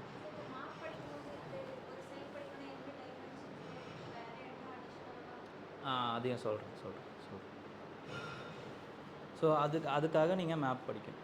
ஓகேங்களா? இப்போ நம்ம அடுத்து வந்து என்னென்ன படிக்கணும், என்ன எழுதணும் மேப்பில். இப்போ என்ன எழுதணும்னா, வேர் அப்படிங்கிற அந்த விஷயம். இப்போ வந்து அவங்க ஸ்டேட் மேப் இல்லாமல் கேட்டிருந்தாங்கன்னா ஸ்டேட் எழுதலாம். இல்லை இந்த ஸ்டேட்டுக்குள்ளே இருக்குதுன்னு அந்த பொலிட்டிக்கல் மேப் கேட்டாங்க, அவுட்லைன் இல்லாமல் பொலிட்டிக்கல் மேப் கேட்டாங்கன்னா நீங்கள் ஸ்டேட் எழுத முடியாது. அதனால் ரிவர், அது சம்மந்தப்பட்ட டிஸ்ட்ரிக்ட்டு, இந்த மாதிரி ஏதாவது எழுதணும். எல்லா மேப்புக்கும் சைட்டுக்கும் டிஸ்ட்ரிக்டை ஞாபகம் வச்சுக்கணுமானா முடியாது. அப்போ என்ன பண்ணணும், அதான் அந்த ப்ரியாரிட்டி. பிவைக்யூ வந்த விஷயங்களுக்கு மட்டும் மேப் அந்த டிஸ்ட்ரிக்டை பாருங்கள். திருப்பி திருப்பி ரிப்பீட் ஆகக்கூடிய விஷயங்களுக்கு டிஸ்ட்ரிக்டை பாருங்கள். உங்களுக்கு ஞாபகம் வரக்கூடிய டிஸ்ட்ரிக்டை மட்டும் தெரிஞ்சு வச்சுக்கோங்க. ஓகேங்களா? எல்லாத்துக்கும் எல்லாமே தெரியணுன்ற அவசியம் இல்லை. அந்த மாதிரி கான்கோர் பண்ணவும் நினைக்காதீங்க. எது எளிமையாக வருதோ, எது ஈஸியாக வருதோ அதை மட்டும் திருப்பி திருப்பி பாருங்கள். ஃப்ளாஷ் கார்ட்ஸ் வச்சு யூஸ் பண்ணுங்கள்.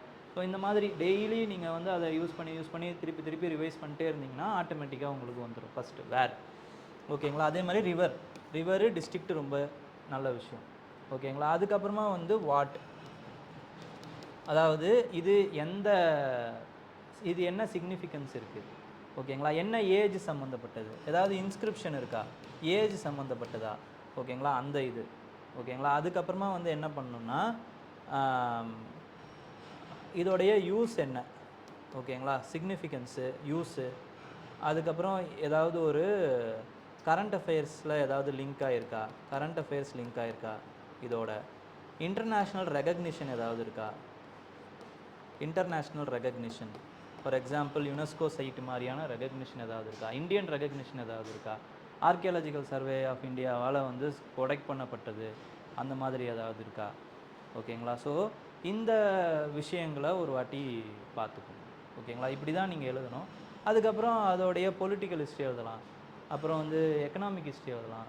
ஓகேங்களா? சோஷியல் ஹிஸ்ட்ரி எழுதலாம். எக்கனாமிக் ஹிஸ்ட்ரி என்னது, காப்பு ரோடு இருந்துச்சு, எக்கனாமிக் அந்த இது கிடச்சிது, அந்த மாதிரி ஏதாவது எழுதலாம். ஓகே. ஸோ இந்த விஷயங்கள்லாம் நம்மளால், அப்புறம் வந்து இன்ஸ்கிரிப்ஷன் சைட்டாக இருந்துச்சு, இன்ஸ்கிரிப்ஷன் இந்த மாதிரி இருந்துச்சு, இதை வச்சு நம்ம இதை கண்டுபிடிச்சோம். ஸோ ஏதோ ஒன்று இருக்கும். ஓகேங்களா? அதுக்கு சம்மந்தப்பட்டது டயக்ராம்ஸ் இருக்கும், பெட்ரோக்ளிப்ஸ் இருந்துச்சு, பேலியோலித்திக்கு, நியோலித்திக், மீசோலித்திக் அப்படின்னா, எவிடன்சஸ் ஆஃப் ரைஸ் இருந்துச்சு, டொமஸ்டிகேஷன் இருந்துச்சு. ஸோ இப்படி அதோடைய எக்கனாமிக், பொலிட்டிக்கல், ஜாகிரபிக்கல் ஹிஸ்ட்ரி இருக்குல்ல, இதை எழுதணும்.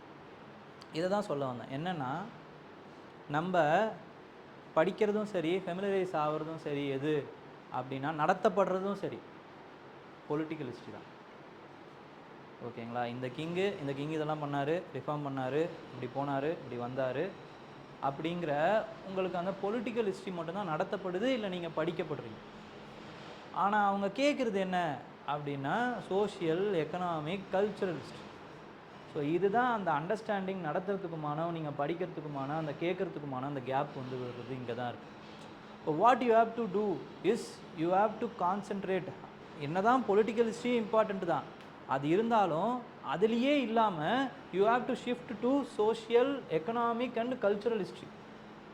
அந்த இடத்துல விமன் என்ன பண்ணியிருந்தாங்க, அந்த டைமில் எக்கனாமி எப்படி இருந்துச்சு, ட்ரேட் எப்படி இருந்துச்சு, அந்த டைமில் கல்ச்சுரலில் அந்த பேட்டர்னேஜஸ் எப்படி வழங்கப்பட்டது, மியூசிக் என்ன இருந்துச்சு, ஆர்ட் என்ன இருந்துச்சு, டான்ஸ் எப்படி இருந்துச்சு. ஓகேங்களா? டெம்பிள் எப்படி கட்டினாங்க, வேறு என்னென்ன ஸ்ட்ரக்சர்ஸ் கட்டினாங்க.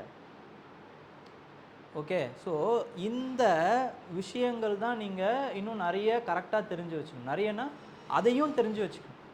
அப்போ it will fill a gap. ஓகேங்களா? அந்த வாய்டையும் உங்களால் வந்து ஸ்பூர்த்தி பண்ணிட முடியும். ஸோ இதையும் பார்த்துக்கும். ஓகே. இதில் தான் நம்ம ஹிஸ்ட்ரியை வந்து கொஞ்சம், ஐயோ நம்ம ஒன்று படிச்சிருக்கோம், அவங்க ஒன்று கேட்குறாங்களே அப்படிங்கிற அந்த டிஸ்டன்ஸ் எதில் வருதுன்னா இதில் தான் வருது. இப்போ இதை கொஞ்சம் பார்த்துக்கணும். ஓகேங்களா? So with respect to it எல்லாத்தையும் சொல்லிட்டேன்னு நினைக்கிறேன். அடுத்து வேறு என்ன இருக்குது? சோர்ஸஸ், ப்ரிப்பரேஷன் ஸ்ட்ராட்டஜி பேசியாச்சு, PYQ, answer writing, map, world history. World ஹிஸ்ட்ரியை நான் வந்து உங்களுக்கு சொல்லிட்டேன். வேர்ல்டு ஹிஸ்ட்ரியில் ஏதாவது பர்டிகுலரான டவுட் இருக்கா? ஏன்னா சில பேர் மட்டும் கேட்டிருந்தாங்க வேர்ல்டு ஹிஸ்ட்ரி எப்படி படிக்கிறதுன்னு தெரியல. ஏதாவது ஒரு பர்டிகுலரான டவுட் இருக்கா? ஏன் வேர்ல்டு ஹிஸ்ட்ரியை பார்த்து ஏதாவது பயப்படுறீங்களா, இல்லை கொஞ்சம் வாஸ்ட்டாக இருக்குது அப்படின்னு நினைக்கிறீங்களா, இல்லை அது தனியாக இருக்குதுன்னு நினைக்கிறீங்களா? ஜிஎஸ்சில் இந்த வாட்டி வேர்ல்டு ஹிஸ்ட்ரியே இல்லை.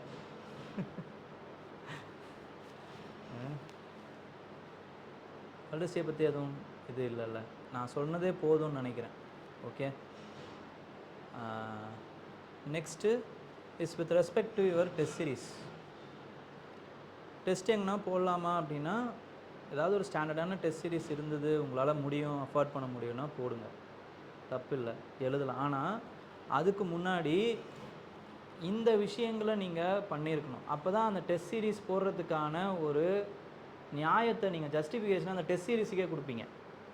கண்டென்ட் இல்லாமல் நம்ம வந்து டெஸ்ட் சீரீஸை வந்து போட்டோம் அப்படின்னா என்ன ஆகும்னா, சிம்பிளாக கரெக்ட் பண்ணிட்டு improve the content, improve the understanding of your question, improve the intro, இவ்வளோ தான் போடுவாங்க. இல்லை செக் த கீ. இது உங்களுக்கு எந்த ஒரு வேல்யூ அடிஷனுமே கொடுக்காது. ஓகே, அப்போ அந்த டிமாண்டுக்கு ஏற்ற அந்த கொஸ்டினை நீங்கள் எழுத தான் இந்த பாயிண்ட்டை இதை யூஸ் பண்ணலாம், இதுக்கு பதில் இதை யூஸ் பண்ணுங்கள்.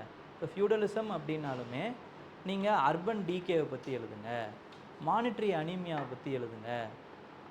ஹியூவான்ஸ்வாங் வந்து இந்த இடத்துல வந்து ப்ராஸ்பரஸ் டிஸ்ட்ரிக்ட் இருந்துச்சு, சிட்டிஸ் இருந்துச்சுன்னு சொல்லியிருக்காரு, அதை எக்ஸாம்பிளாக போடுங்க அப்படின்னு அவங்களாலையும் சொல்ல முடியும், உங்களாலையும் அதை சொன்ன உடனே அண்டர்ஸ்டாண்டும் பண்ணிக்க முடியும்.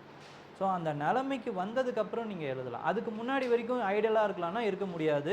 பிவைக்யூ இன்டர்பிரிட்டேஷன் நீங்கள் பண்ணிக்கிட்டே இருக்கணும். That's all. பிவைக்யூவை இன்டர்பிரேட் பண்ணுங்கள், பிவைக்யூவை பாருங்கள், பிவைக்யூ படிங்க. பிவைக்யூ பேஸ்டாக நீங்கள் அந்த பிரெயின் ஸ்டாம் பண்ணுறதும் அதுக்கப்புறம் அந்த கொஸ்டின்ஸ் அந்த இது எழுதுறதுமே அப்படி வச்சுக்கோங்க. That's all. ஓகேங்களா? ஸோ டெஸ்ட் சீரீஸில் நான் சொல்கிறது இதுதான். இல்லை இது ஆல்ரெடி நீங்கள் ஓரளவுக்கு பண்ணியிருக்கீங்க, இதில் 100% பண்ணிட்டு தான் டெஸ்ட் சீரீஸ் போகணுன்ற அவசியம் இல்லை.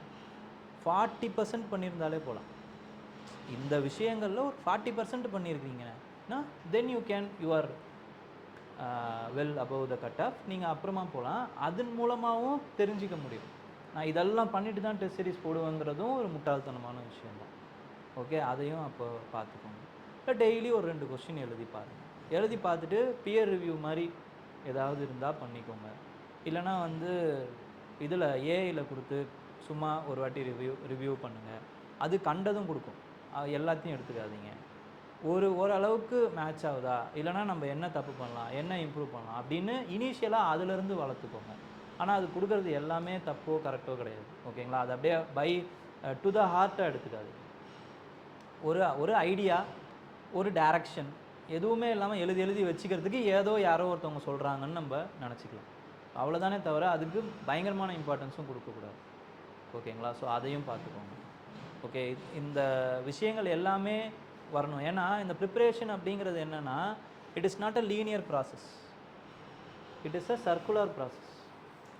படிக்கிறீங்க, பிவைக்யூ பேஸ்டாக ப்ரிப்பேர் பண்ணுறீங்க, நோட்ஸ் எழுதுறீங்க, டெஸ்ட் சீரீஸ் எழுதுறீங்க, மறுபடியும் படிக்கிறீங்க. The test series will reinforce it. என்ன படிக்கணும், மறுபடியும் இந்த பிவைக்யூ எப்படி பார்க்கணும், எப்படி வந்து நோட்ஸை எடுக்கணும், நோட்ஸை எப்படி ஸ்ட்ராங் பண்ணணும், மறுபடியும் இந்த நோட்ஸ் ஸ்ட்ராங் பண்ணதை எப்படி மறுபடியும் டெஸ்ட் சீரீஸில் அட்டன் பண்ணணுங்கிற இந்த சர்க்குலர் ப்ராசஸில் நீங்கள் இருப்பீங்க. அப்போ எதுவாக இருந்தாலும் எப்போ வேணாலும் எதை வேணாலும் ஆரம்பிக்கலாம். ஆனால் டெஸ்ட்டு உடனே ஆரம்பிச்சிங்கன்னா நீங்கள் மாட்டிப்பீங்க. அதனால தான் இந்த சைடில் ஸ்டார்ட் பண்ணி டெஸ்ட்டுக்கு வந்துட்டு, ஆனால் மறுபடியும் இந்த படிப்பு இருக்கணும், மறுபடியும் இந்த வேல்யூ அடிஷன் இருக்கணும், பிவைக்யூவை பார்த்துட்டே இருக்கணும். ஸோ இந்த சர்க்கிள்குள்ளேயே இருந்தீங்க அப்படின்னா உங்களால் வந்து இம்ப்ரூவ் பண்ணிக்கிட்டே இருக்க முடியும். ஓகேங்களா? This will be a feeder. இந்த விஷயங்கள் வந்து டெஸ்ட் சீரீஸாக இருக்கட்டும், இதுவாக இருக்கட்டும், எல்லாமே it will be a feeder for your understanding. That's all. ஓகேங்களா? ஸோ அதை பார்த்துக்கோங்க. ஸோ ப்ரிப்பரேஷன் ஸ்ட்ராட்டஜி இது எல்லாத்தையும் சொல்லிட்டேன்னு நினைக்கிறேன். வேறு ஏதாவது இருக்கா? வேறு ஏதாவது டவுட்ஸ் இருக்கா? வேறு any other doubts?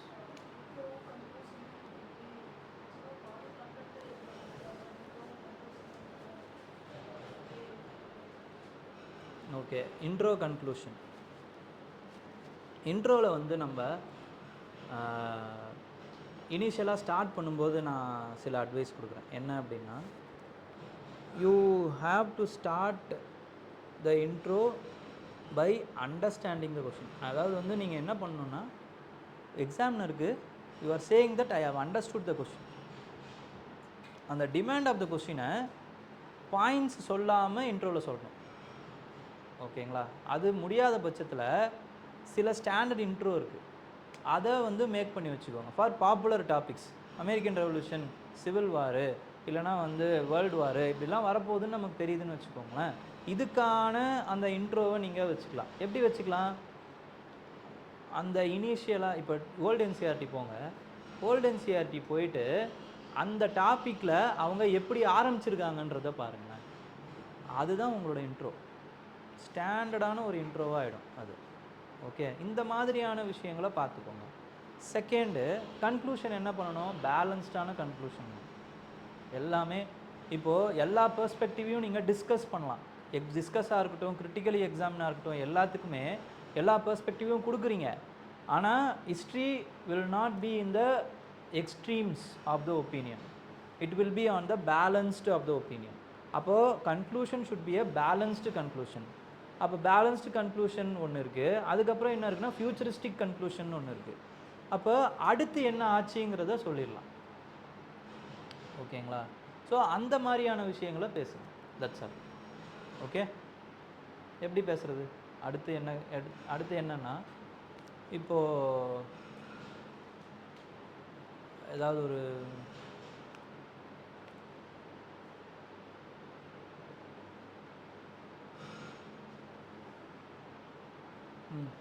Alauddin கில்ஜியோட market ரிஃபார்ம்ஸே எடுத்துக்கோங்களேன்.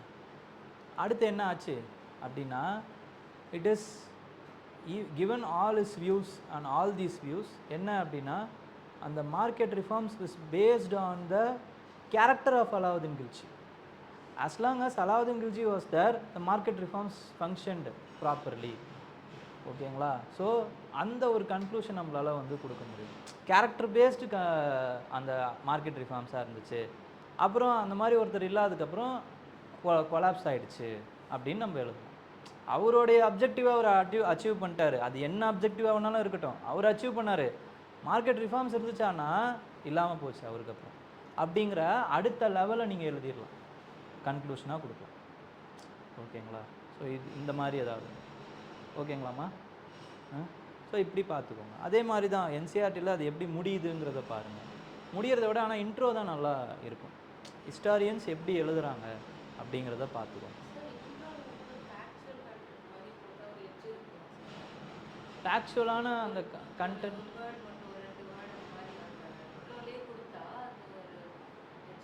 கொடுக்கலாம். ஆனால் அதே ஃபேக்டையோ இல்லை அதே வேர்டையோ நீங்கள் மறுபடியும் இந்த பாடி ஆஃப் த ஆன்சரில் யூஸ் பண்ணக்கூடாது. அதுக்கேற்ற மாதிரியான ஏதாவது ஒரு பாயிண்ட் இருக்குது அப்படின்னா நீங்கள் யூஸ் பண்ணலாம். அதாவது ஃபார் எக்ஸாம்பிள் ஒரு ஹிஸ்டாரியனுடைய அந்த வார்த்தையை பேசி ஆரம்பிக்கலாம். இப்படி ஒரு சொன்னாருன்னு நம்ம சொல்லலாம். ஓகே, ஸோ ஆனால் அதுவே வந்து மறுபடியும் நீங்கள் உள்ள அதே வார்த்தையை இல்லை அதே சென்டென்ஸை எழுதக்கூடாது. அதுக்கேற்ற மாதிரி பார்த்துக்கோங்க. இயர் வச்சு ஆரம்பிக்கலாம். அதெல்லாம் கொடுத்தீங்கன்னா நல்லது தான். ஆனால் தப்பான இயர் கொடுத்துடக்கூடாது. தப்பான எக்ஸாம்பிள்ஸோ ஃபேக்டோ எதுவுமே பண்ணிடாதீங்க. ஏன்னா you are unnecessarily giving me the opportunity to reduce a mark. அதை எப்பயுமே பண்ணாதீங்க. ஓகேங்களா? ஆம்பிகுவிட்டி இருக்குது அப்படின்னா பெட்டர் லீவ். ஓகே, ஏன்னா இது பண்ணியிருக்கலாமே அப்படிங்கிற அந்த எண்ணம் தான் இருக்குமே தவிர தப்பாக பண்ணிட்டாங்களேங்கிற எண்ணம் இருக்காது. ஓகே, அதை பார்த்துக்கோ. ஓகே, ஆனால் கொடுக்கறது ஓகே.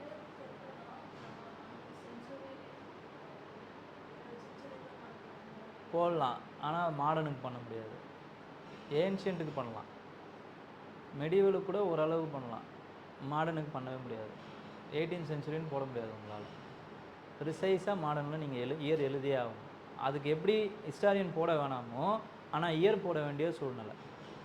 நீங்கள் கிட்ட வர வர வர வர என்ன அப்படின்னா தண்டி மார்ச்லாம் அதாவது வந்து நான் கோஆப்ரேஷன்லாம் கேட்குறாங்க அப்படின்னா யூ ஹாவ் டு டேட் முதல் கொண்டு நீங்கள் எழுதி ஆகும். ஏன்னா இப்போ நடந்த விஷயம் அது, ஃபேக்ட் அது. அப்போ அதனால் அப்படி எழுதி தான் ஆகணும் நீங்கள். ஸோ அந்த மாதிரி பார்த்துக்கணும். இல்லை எழுதவே கூடாது. ஓகே, 1913 நீங்கள் நான் கோஆப்ரேஷன் போட முடியாது. ஓகேங்களா? ஸோ அந்த மாதிரி. ஓகே, அதில் இன்னும் கொஞ்சம் எக்ஸ்ட்ராவாக எதிர்பார்ப்பான். ரைட், வேறம்மா?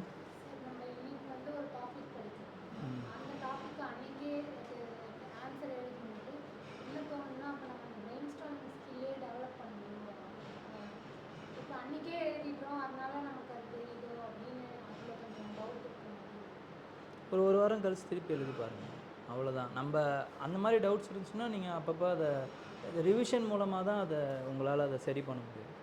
ஓகேங்களா? திருப்பி நான் என்ன சொல்கிறேன், அப்போ உங்களுக்கு அதாவது இந்த ப்ரிப்பரேஷனில் யாருக்கு நீங்கள் உண்மையாகவோ இல்லை ப்ரூட்டலாகவோ இருக்கிறீங்களோ இல்லையோ, உங்களுக்கு நீங்கள் இருப்பீங்க. உங்களோட ஸ்ட்ரென்த்தும் உங்களோட வீக்னஸும் உங்களுக்கு தெரியும், உங்களோட பயமும் உங்களுக்கு தெரியும். அதை ஓவர் கம் பண்ணுறதுக்கான மெத்தடாலஜியும் உங்களுக்கு தெரியும். ஆனால் அதை பண்ணணுமா வேணாமா, அதில் ஒரு சோம்பேறித்தனம் இருக்கும். அதாவது ரிவிஷன் பண்ணணும்னு நமக்கு தெரியும், நமக்கு யாருக்கும் தெரியாமல் கிடையாது, ஆனால் பண்ண மாட்டோம். ஏன்னா புதுசாக படிக்கிறதுக்கு கம்ஃபர்ட்டாக இருக்கும், படித்ததை திருப்பி படிக்கிறதுல எரிச்சலாக இருக்கும். ஓகேங்களா? அப்போ இதையெல்லாம் மீறி அதை பண்ணும்போது தான் நமக்கு தேவையான அந்த ஒரு விஷயம், அந்த ஒரு இடத்துக்கு நம்ம போவோம். ப்ராக்டிக்கலாக பார்த்தோம் அப்படின்னா இந்த ப்ராசஸ் இருக்குல்ல, இது வந்து ஒரு போரிங்கான டயரிங்கான ப்ராசஸ், இந்த ப்ரிப்பரேஷன் அப்படிங்கிறது. ஓகே, ஆனால் இந்த விஷயத்தை நம்ம பண்ணி தான் ஆகணும். ஏன்னா இந்த படிப்பை பிடிச்சி நம்ம வரல, இந்த படிப்பை முடிச்சுட்டு நம்ம ஒரு வேலை கொடுக்க போகிறாங்களே அதை பிடிச்சி தான் வந்திருக்கோம். அப்போ அதுக்கான இந்த ப்ராசஸ் நம்ம இருந்து தான் ஆகணும், அந்த ரியாலிட்டியை நம்ம ஏற்றுக்கிட்டு தான் ஆகணும். ஆனால் இந்த விஷயங்களை நீங்கள் பண்ண பண்ண பண்ண உங்களுக்கு என்ன ஆகும்னா, உங்களை அறியாமையே நீங்கள் வந்து ஒரு ஆஃபீஸர் லைக் மென்டாலிட்டிக்கு வருவீங்க.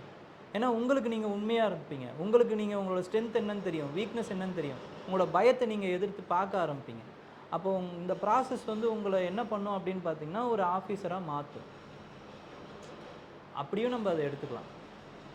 ஓகேங்களா? ஸோ அதுதான் இம்பார்ட்டண்ட். அப்போ ரிவிஷன் பண்ணணுமானா பண்ணணும், பண்ண முடியுமானா முடியும், ஆனால் அதுக்கான அந்த வில் உங்களுக்கு இருக்கும். அவ்வளோதான் சார். இதெல்லாம் பண்ணாமே ஒருத்தரால் கிளியர் பண்ண முடியுமா? கிளியர் பண்ணியிருக்காங்களே, நான் ஒரு எக்ஸாம்பிள் எடுத்து காட்டுட்டா அப்படின்னா அதெல்லாம் பண்ணாமே ஆயிருக்காங்க, அவங்களாம் எக்ஸ்ட்ரானரியாக இருப்பாங்க. நம்ம சாதாரணமான ஆள், அஸ்யூமிங். ஓகேங்களா? அஸ்யூம் பண்ணிக்கிட்டு சாதாரணமான ரிவிஷன், சாதாரணமான ப்ரிப்பரேஷன் நம்மளால் என்ன பண்ண முடியுமோ அதை நம்ம பண்ணி தான் ஆகணும். ரிவிஷன் பண்ணால் நல்லா கிளியர் ஆகிடுமா அப்படின்னா, ரிவிஷன் பண்ணலாம் கிளியர் ஆகாது. அவ்வளோதான் நம்மளால் சொல்ல முடியும். ரிவிஷன் பண்ணுறவங்களாம் கிளியர் ஆகிடுறாங்களா சார், எழுதுகிறவங்களாம் கிளியர் ஆகிடுறாங்களா சார்? அப்படி கிடையாது. பட் இந்த சைடில் நீங்கள் பண்ணவே இல்லைன்னா உங்களால் பண்ணவே அந்த இடத்துக்கு போகவே முடியாதுங்கிறது தான் பிரச்சனை.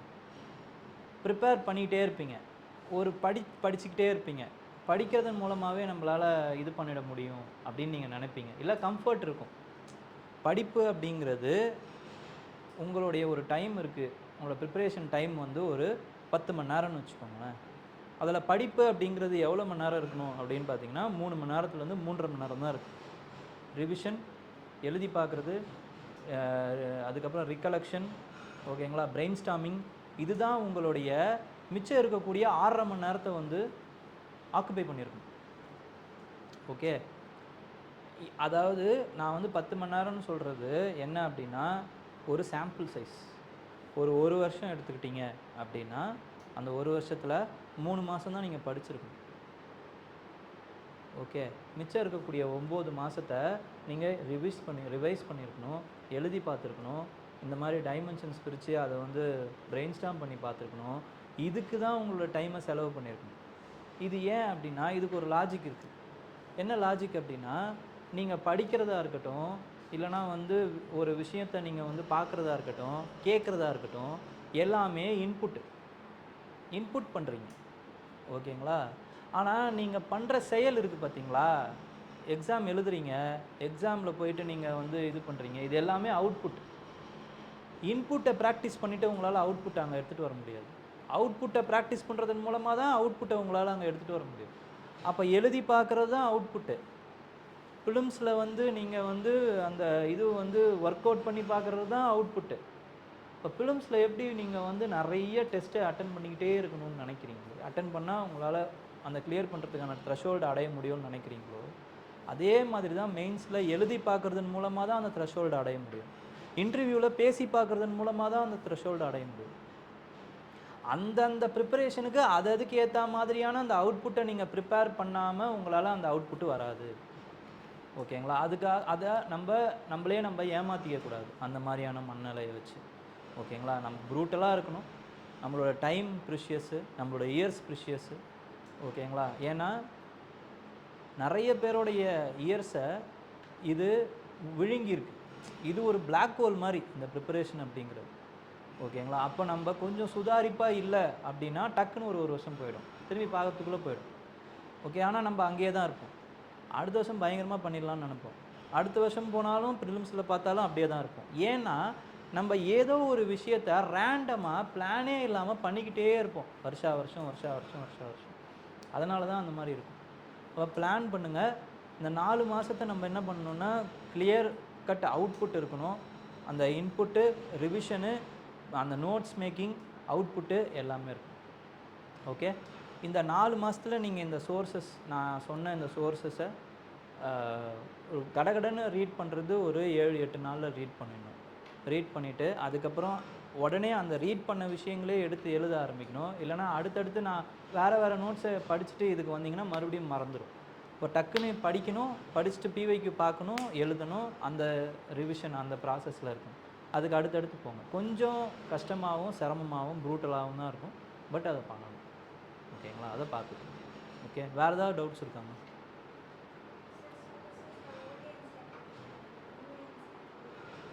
நியூ என்சிஆர்டி பெருசாக அதில் ஒன்றும் இல்லைம்மா. வேல்யூ அடிஷன் தான். அது ஃபிலிம்ஸ்க்காக தான் படிக்கணும். நம்ம தான் மற்ற பெரிய பெரிய புக்கே படிக்கிறோமே. உபேந்திர விடவா நமக்கு வந்து நியூ என்சிஆர்டி தேவைப்படும். பட் இருந்தாலும் நீங்கள் படிக்கணும்னு நினச்சிங்கன்னா, நான் ஆல்ரெடி நம்ம குரூப்பில் போட்டிருக்கேன். நான் கன்சைஸ் பண்ணி ஒரு மெட்டீரியல் மாதிரி ரிலீஸ் பண்ணியிருக்கேன் நியூ என்சிஆர்டியை. அதை டவுன்லோட் பண்ணி படிச்சுக்கோங்க. அவர் பாஸ்ட் 1 and 2, அப்புறம் தீம்ஸ் 1 and 2. 3க்கு மட்டும் பண்ணல. நான் முடிஞ்ச அளவுக்கு பண்ண ட்ரை பண்ணுறேன். இந்த வாட்டி பண்ணிவிடுவேன். ஓகேங்களா? நான் இது கொடுக்கல, பட் முடிஞ்சால் ட்ரை பண்ணுறேன். ஓகேங்களா? அதையும் பண்ணிட்டேன்னா அதை படிச்சிட்டிங்கன்னா போதும். அந்த ஹோல் ஆஃப் த டாக்குமெண்ட்டே எப்படி இருக்குன்னா ஒரு 45 பேஜஸ் தான் இருக்கும். அதுவும் ஃபுல்லாக வெறும் வந்து அதுக்கு உண்டான இமேஜஸ்ஸு, பாக்ஸஸ்ஸு இப்படி தான் இருக்கும். வேறு எதுவுமே இருக்காது. ஓகேங்களா? ஸோ அதை படிச்சிங்கனாலே, ரிவைஸ் பண்ணிங்கனாலே போதும். ஃபிலிம்ஸுக்கு தான் அது. ஓகே. ஸோ அதை பார்த்து நம்ம பயப்பட தேவை. பயங்கரமான நோட்ஸே ப்ரிப்பேர் பண்ண போகிறோம். அதை போய்ட்டு நியூ என்சிஆர்டிலாம் இருக்குது. சரி, ஓகே, ரைட். வேறு அடுத்து அதை தான் சொல்லலாம்னு நினச்சேன். ஃபஸ்ட்டு நீங்கள் பண்ண வேண்டியது வேர்ல்டு ஹிஸ்ட்ரி தான். ஏன்னா இதை 2ஆக பிரிங்களேன். ஆக்சுவலாக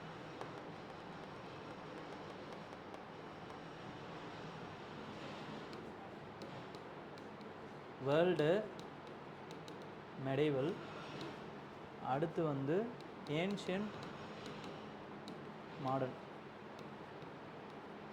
இப்போ நீங்கள் வீட்டுக்கு போகிறீங்க, ஆரம்பிக்கிறீங்க, மாடர்ன் வேர்ல்டுலேருந்து ஆரம்பித்து டக்குன்னு முடிச்சிட்டிங்கன்னா செப்டம்பருக்குள்ளே வேர்ல்டு முடிஞ்சிடும். அப்புறம் அக்டோபர் மெடிவல் முடிஞ்சிடும். இது ரெண்டுமே ஃபிலிம்ஸுக்கு ரொம்ப ரெலவெண்ட்டாக தேவையில்லாத ஒரு போர்ஷனாக மாறிடுச்சு. இப்போ அடுத்து அக்டோபர் முடிஞ்சிட்டு, செப்டம்பர் நவம்பரில் ஏன்ஷியன்ட்டும் டிசம்பரில் மாடர்னும் முடிச்சிங்கன்னா அப்படியே ஃபிலிம்ஸுக்கான இதுக்கு நீங்கள் ஷிஃப்ட் ஆகிடும். ஸோ அடுத்த 4 மாதத்தை இப்படி பிரிச்சுக்கோங்க. ஃபஸ்ட்டு அப்போ நீங்கள் பண்ண வேண்டியது வேர்ல்டு தான் படிக்க போகிறீங்க. ஓகே. வேர்ல்டு, மெடிவல், பேப்பர் 1ல் 1, பேப்பர் 2ல் 1. அதுக்கு அடுத்து வந்து பேப்பர் 1ல் 1, பேப்பர் 2ல் 1. அது ஏன்ஷியன்ட், அடுத்த மாடர்ன் படிக்கும்போது உங்களுக்கு கொஞ்சம் ஈஸி ஆகிடும். அப்புறம் ஃபிலிம்ஸுக்கான ப்ரிப்பரேஷன் முடிஞ்சிடும் டிசம்பரில். ஜனவரியிலேருந்து நீங்கள் ஆல்ரெடி மாடர்னையும் ஏன்ஷியன்ட்டும் படிச்சிட்டிங்க. ஸோ அதனால் வந்து மற்ற ஆப்ஷன்ஸ், மற்ற சிலபஸுக்கு நீங்கள் ஈஸியாக உங்களால் வந்து சுவிட்ச் ஆன் ஆக முடியும். ஓகே. அப்படி பார்த்துக்கோங்க. ரைட்டு. இதோடு சேர்த்து இந்த 4 மாதத்தில் வேறு என்ன சார் பண்ணணும் அப்படின்னா, GS4 அட்லீஸ்ட் GS4 முடிச்சிட்டிங்கன்னா நல்லது. ஓகேங்களா? இதோடு சேர்த்து GS4ஐயும் பார்த்து வச்சுருங்க. மற்ற விஷயங்களை வந்து GS1ஆக இருக்கட்டும், 2ஆக இருக்கட்டும், 3ஆக இருக்கட்டும், இதை பண்ணிட்டீங்கன்னா அந்த 2 மாதத்தில் பண்ணுறதுக்கு டைம் இருக்குது.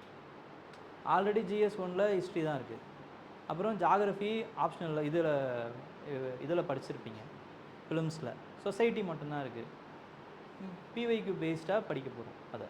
அதுக்கப்புறம் இது பாலிட்டி இருக்கும், கவர்னன்ஸு. GS2 வந்து கொஞ்சம் கரண்ட் அஃபேர்ஸ் பேஸ்டாக இருக்கும். GS2வும் சரி, 3யும் சரி. ஓகேங்களா? 4 வந்து ஆல்ரெடி படிச்சிருக்கீங்க. அப்போ சொசைட்டியும் GS2வும் 3யும் அந்த டைமில் உட்காந்து தீம் பேஸ்டாக, அதுவும் தீம் பேஸ்டாக தான் படிக்கணும். எல்லாத்தையும்லாம் படிச்சுட்டு இருக்க முடியாது, படிச்சுட்டு இருக்கவும் கூடாது. அதை பண்ணிவிட்டு அதோடு சேர்த்து நம்ம ஆல்ரெடி படித்த இந்த நோட்ஸை திருப்பி ரிவைஸ் பண்ணிவிட்டு எழுதி பார்க்குறதுல மட்டுமே செலவு பண்ணோம்னா அந்த 2 மாதத்தை கரெக்டாக நம்மளால் ப்ரொடக்டிவாக யூஸ் பண்ணி நம்மளால் கிளியர் பண்ண முடியும். அந்த கிளியர் பண்ணுறதுக்கான விஷயம் நம்ம இப்போ போடுற எஃபர்ட்டில் தான் இருக்கு. ஓகேங்களா? அதுதான் நான் சொல்ல வரேன். இந்த இந்த விஷயத்தை உங்களுக்கு கடத்தணுங்கிறதுக்காக தான் இந்த மீட்டப்பே, வேறு ஒன்றும் இல்லை. ஏன்னா இப்போ ஏஐசிசியில் நான் பார்க்குற அந்த ஸ்டூடெண்ட்ஸ் அவங்க சார் இதை நான் பண்ணியிருந்துருக்கலாம், இதை என்கிட்ட யாராவது சொல்லியிருந்துருக்கலாம், முதல்லையே சொல்லியிருந்துருக்கலாம் அப்படின்னு சொன்னதன் விளைவு தான் சரி அட்லீஸ்ட் நம்ம இப்போயாவது நம்ம இதை செய்வோம், இந்த ஒரு மீட்டப் ஒன்று வைப்போம், இந்த ஒரு இதை பண்ணுவோம் அப்படின்ற இந்த வெளிப்பாடு. ஓகேங்களா? அப்போ நம்ம இதை பண்ணி தான் ஆகணும். பண்ணோம்னா நம்மளால் ஈஸியாக நம்மளுக்கு it will B A cake walk for us. ஓகேங்களா? நம்மளால் எழுத முடியும், நம்மளால் ஈஸியாக நம்மளுக்கு அந்த நம்பிக்கை வந்துடும். ஃபிலிம்ஸ் முடிச்சுட்டு ஐயோ என்ன பண்ணுறதுன்னு தெரியலையே அப்படிங்கிற அந்த நிலமையில் இருக்க மாட்டீங்க. ஏன்டா ஃபிலிம்ஸ் பாஸ் ஆனோங்கிற நிலமை வரைக்கும் போயிட்டாங்க சில பேர். ஏன்னா அந்த ப்ரிப்பரேஷன் இந்த டைமில் அந்த ப்ரிப்பரேஷன் இல்லை, ஏதோ ஒன்று பண்ணிகிட்ருப்போம். இப்போ வேறு ஏதோ ஒன்று படிக்கிறோம்னே வச்சுக்கோங்களேன், இருந்தாலும் அந்த டைம் அப்படியே டக்குன்னு போயிடும், என்ன பண்ணுறதுனே தெரியாது. டக்குன்னு பார்த்தா பொங்கல் வந்துடும், மறுபடியும் ஃபிலிம்ஸ் ஆரம்பிச்சிடுவோம்.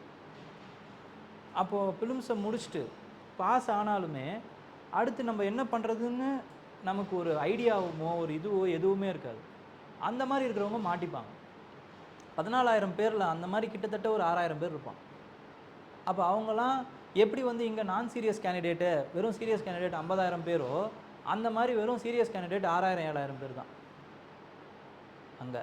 அந்த 7,000 பேரில் தான் நம்ம 1000 பேருக்குள்ளே வரணும், அதுவும் 3000, அதுக்கப்புறம் 1000, அவ்வளோதான். இப்படி பார்த்தோம்னா நமக்கு வந்து அது ரொம்பவே ஒரு டூவபுளான ஒரு விஷயமாக மாறும். ஆனால் அதுக்கு அந்த டூவபுளான விஷயத்துக்கு நம்ம இதை பண்ணியிருக்கோம். Aim for completing all. ஓகேங்களா? அதாவது இம்பார்ட்டண்ட்டான விஷயங்கள் எல்லாத்தையும் கம்ப்ளீட் பண்ணணும்னு நினைங்க. ஒரு 60-70% கம்ப்ளீட் பண்ணாலும் it is good only. Don't be hard on your self. ப்ராக்டிக்கலாக என்ன முடியுமோ பாருங்கள். ஓகேங்களா? வேறு ஏதாவது டவுட்ஸ் இருக்கா?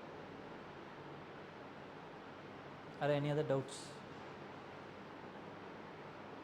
Shawl we wind up? ஓகேவா? இல்லை வேறு ஏதாவது ஜென்ரலான கொஸ்டின்ஸ் ஏதாவது இருக்கா? சொல்லுங்கப்பா. பண்ணுங்க. அதையும் சேர்த்தே பண்ணுங்கள். அது என்னப்பா இன்னும் 2 வாரம் தான் இருக்குது. அதையும் பண்ணுங்கள், அதெல்லாம் ஒன்று. வேறு ஏதாவது டவுட்ஸ்?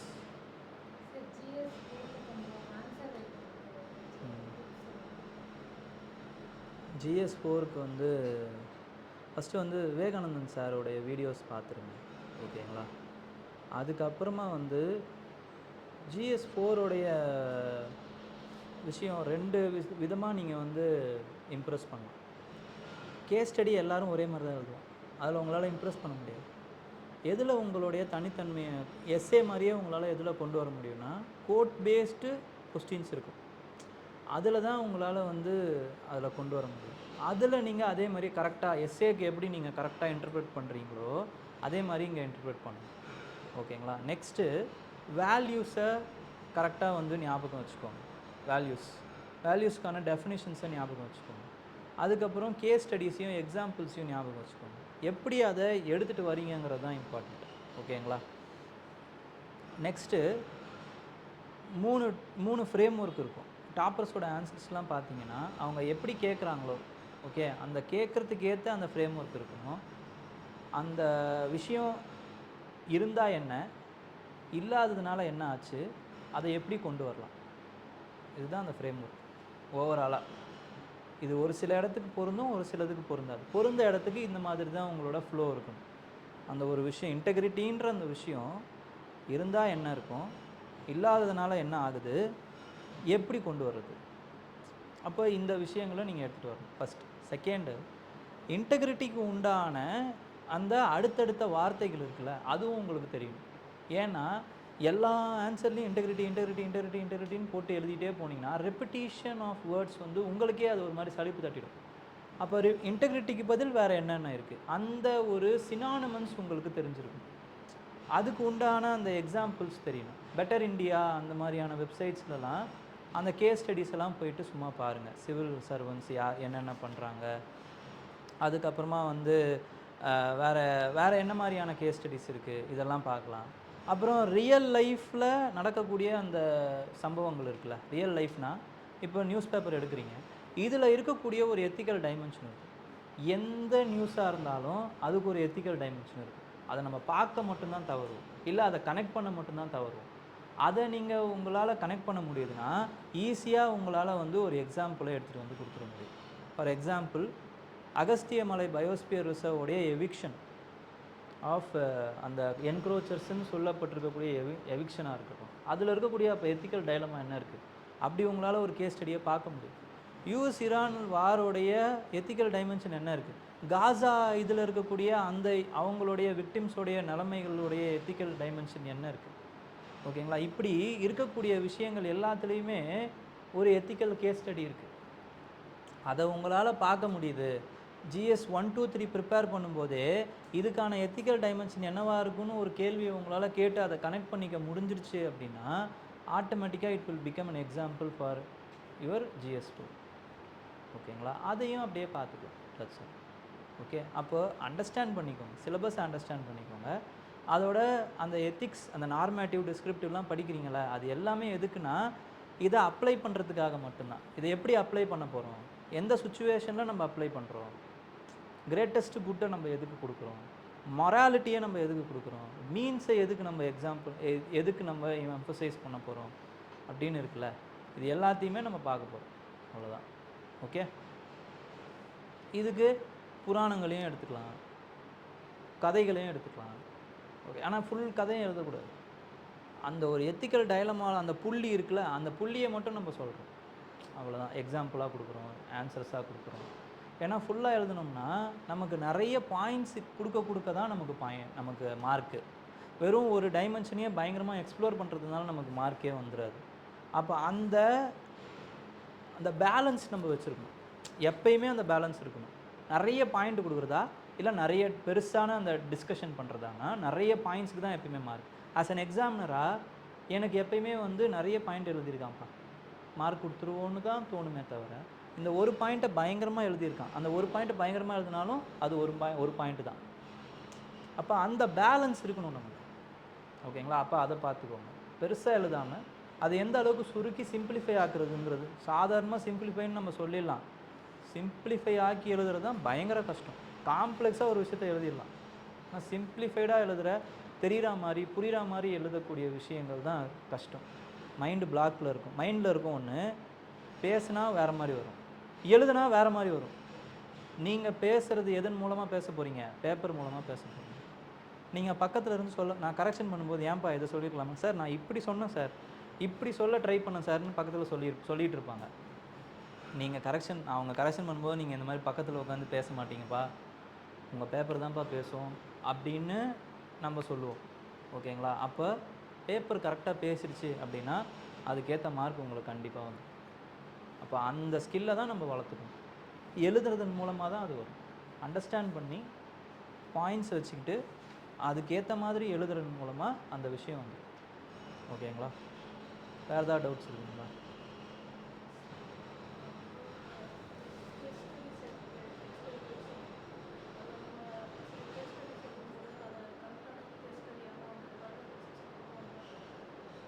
ரெலவெண்ட்டாக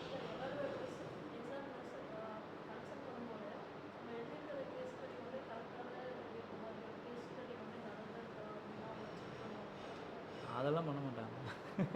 அதுக்குன்னு அடிச்சு விடாதீங்க. பட்டு கொஞ்சம் அது தெரிஞ்ச மாதிரி இருக்கணும். ஓகேங்களா. தெரிஞ்ச மாதிரி இருக்கணும் அப்படின்னா, இப்போது மெடிக்கல், இப்போ ஜிஎஸ்க்கு சொல்கிறேன், GS 4க்கு நம்ம எல்லாருக்குமே தெரிஞ்ச கேஸ் ஸ்டடி எழுதுனீங்கன்னா நல்லாயிருக்கும். ஓகேங்களா. GS 1 2 3லலாம் இல்லை 2 3லலாம் ஹெல்த்தை சம்மந்தமாக, எஜுகேஷன் சம்மந்தமாக வருதுன்னா, ஹெல்த்துக்குன்னா அந்த லான்சென்ட் ரிப்போர்ட், இதுவா அந்த NFSW NFSH இருக்குது. ஓகேங்களா. 1 in 6 Indians are with suffering from mall nutrition அப்படின்னா யாரும் உங்களை பார்க்க போகிறது அக்கார்டிங் டு NFSH யாரும் அதை போய்ட்டு இதெல்லாம் பண்ணிகிட்டு இருக்க மாட்டாங்க. பட் அந்த இடத்துல அதை போடும்போது இட் வில் கிவன் வேல்யூ. ஆனால் 1 in 6 தான் சொல்லணும். அதில் ஒரு நம்பகத்தன்மை இருக்கணும். அது உங்களுக்கு எப்போ வரும்னா, இந்த மாதிரி ஒரிஜினல் டேட்டாவை படிக்க படிக்க தான் உங்களுக்கு அந்த ஒரு நம்பகத்தன்மையே வரும், எப்படி என்ன ஏதுன்னு. இதுவும் அதோட பேலன்ஸ் தான். எழுத எழுத திருப்பி படிக்க படிக்க நீங்கள் புதுசு புதுசாக படிக்கணுன்ற அவசியம் இல்லை. மால் நியூட்ரிஷனா இதுதான் ஃபேக்ட்டு, இதையே தான் நான் திருப்பி மாடல் ஆன்சருக்கும் எழுத போகிறேன், டெய்லி ஆன்சர் ரைட்டிங்லேயும் எழுத போகிறேன், இது ஃபுல் டெஸ்ட்லேயும் மார்க் டெஸ்ட்லேயும் எழுத போகிறேன், அங்கே போய் இதான் எழுத போகிறேன் அப்படின்னு எனக்கு ஒரு ஃபேக்ட் தெரியும்ல. அந்த ஃபேக்ட் தான் திருப்பி திருப்பி நம்ம எழுதுறதன் மூலமாக ரீஇன்ஃபோர்ஸ் பண்ணிக்கிட்டே இருப்போம். நீங்கள் இங்கே வேணால் ஒரு 2-3 வாட்டி 2-3 இதுவாக கேட்பாங்க, ஆனால் அங்கே ஒரே ஒரு வாட்டி தான் மால் நியூட்ரிஷன் பற்றி ஒரு கொஸ்டின் வரும். அட்லீஸ்ட் GS 2ல் ஒரு வாட்டி தான் வரும், GS 3ல் ஒரு வாட்டி தான் வரும். அப்போ நீங்கள் எழுதும்போது அது ஒன்றும் ப்ராப்ளமேட்டிக்காக இருக்காது. உங்களுடைய கரெக்ஷன் எப்படி இருக்கும் அப்படின்னு பார்த்தீங்கன்னா, GS 1 3 பேர் திருத்துவாங்க. ஹிஸ்ட்ரிக்கு ஒருத்தவங்க, ஜாகிரஃபிக்கு ஒருத்தவங்க, சொசைட்டிக்கு ஒருத்தவங்க தான் திருத்த போகிறாங்க. அப்போ அந்தந்த எக்ஸ்பர்ட்ஸ் தான் திருத்துவாங்க. ஓகேங்களா. இங்கேயும் வந்து பார்த்தீங்கன்னா ஆப்ஷனல்லையும் வந்து பார்த்தீங்கன்னா வந்து ஆப்ஷனல் ஃபேக்கல்ட்டி தான் திருத்த போகிறாரு. ஆனால் அவருக்கு என்ன டிஃப்ரென்ஸ் அப்படின்னு பார்த்தீங்கன்னா, அவர் ஓரளவுக்கு சப்ஜெக்ட் நாலேஜ் இருக்கும், ஆனால் எல்லா சப்ஜெக்டும் நாலேஜபிளாக இருக்கார். ஒன்று அவர் மிடிவல் நடத்திட்டு இருப்பார், ஏன்ஷியன் நடத்திட்டு இருப்பார், ஆனால் அவர் தான் மிடிவல் ஏன்ஷியன்ட் எல்லாத்துக்குமே பண்ண போகிறாங்க. அப்போ அவருக்குன்னு ஒரு செட் ஆஃப் கீவேர்ட்ஸ் இருக்கும், அதில் இருக்குது, அது ஒரு பேசிக் அண்டர்ஸ்டாண்டிங் இருக்கும். பேசிக் அண்டர்ஸ்டாண்டிங்கை வச்சு மார்க் போட்டு போயிட்டே இருக்க போகிறாங்க, அவ்வளோதான். அப்போ ரொம்ப கேம்பிளும் பண்ணாதீங்க, பட்டு உங்களால் ஓரளவுக்கு அதை ஒரு கன்வின்சிங்காக கொடுக்க முடியும்னு கொடுக்குறது தப்பு. ஓகேங்களா. பயங்கரமான கேம்பிள் பண்ணிடக்கூடாது, பார்த்தோன்னே அப்பட்டமா தப்புன்னு தெரியக்கூடாது, அதுக்கேற்ற மாதிரி பார்த்துக்கோங்க. ஓகே, வேறு ஏதாவது டவுட்ஸ் இருக்காங்க? ஓகே.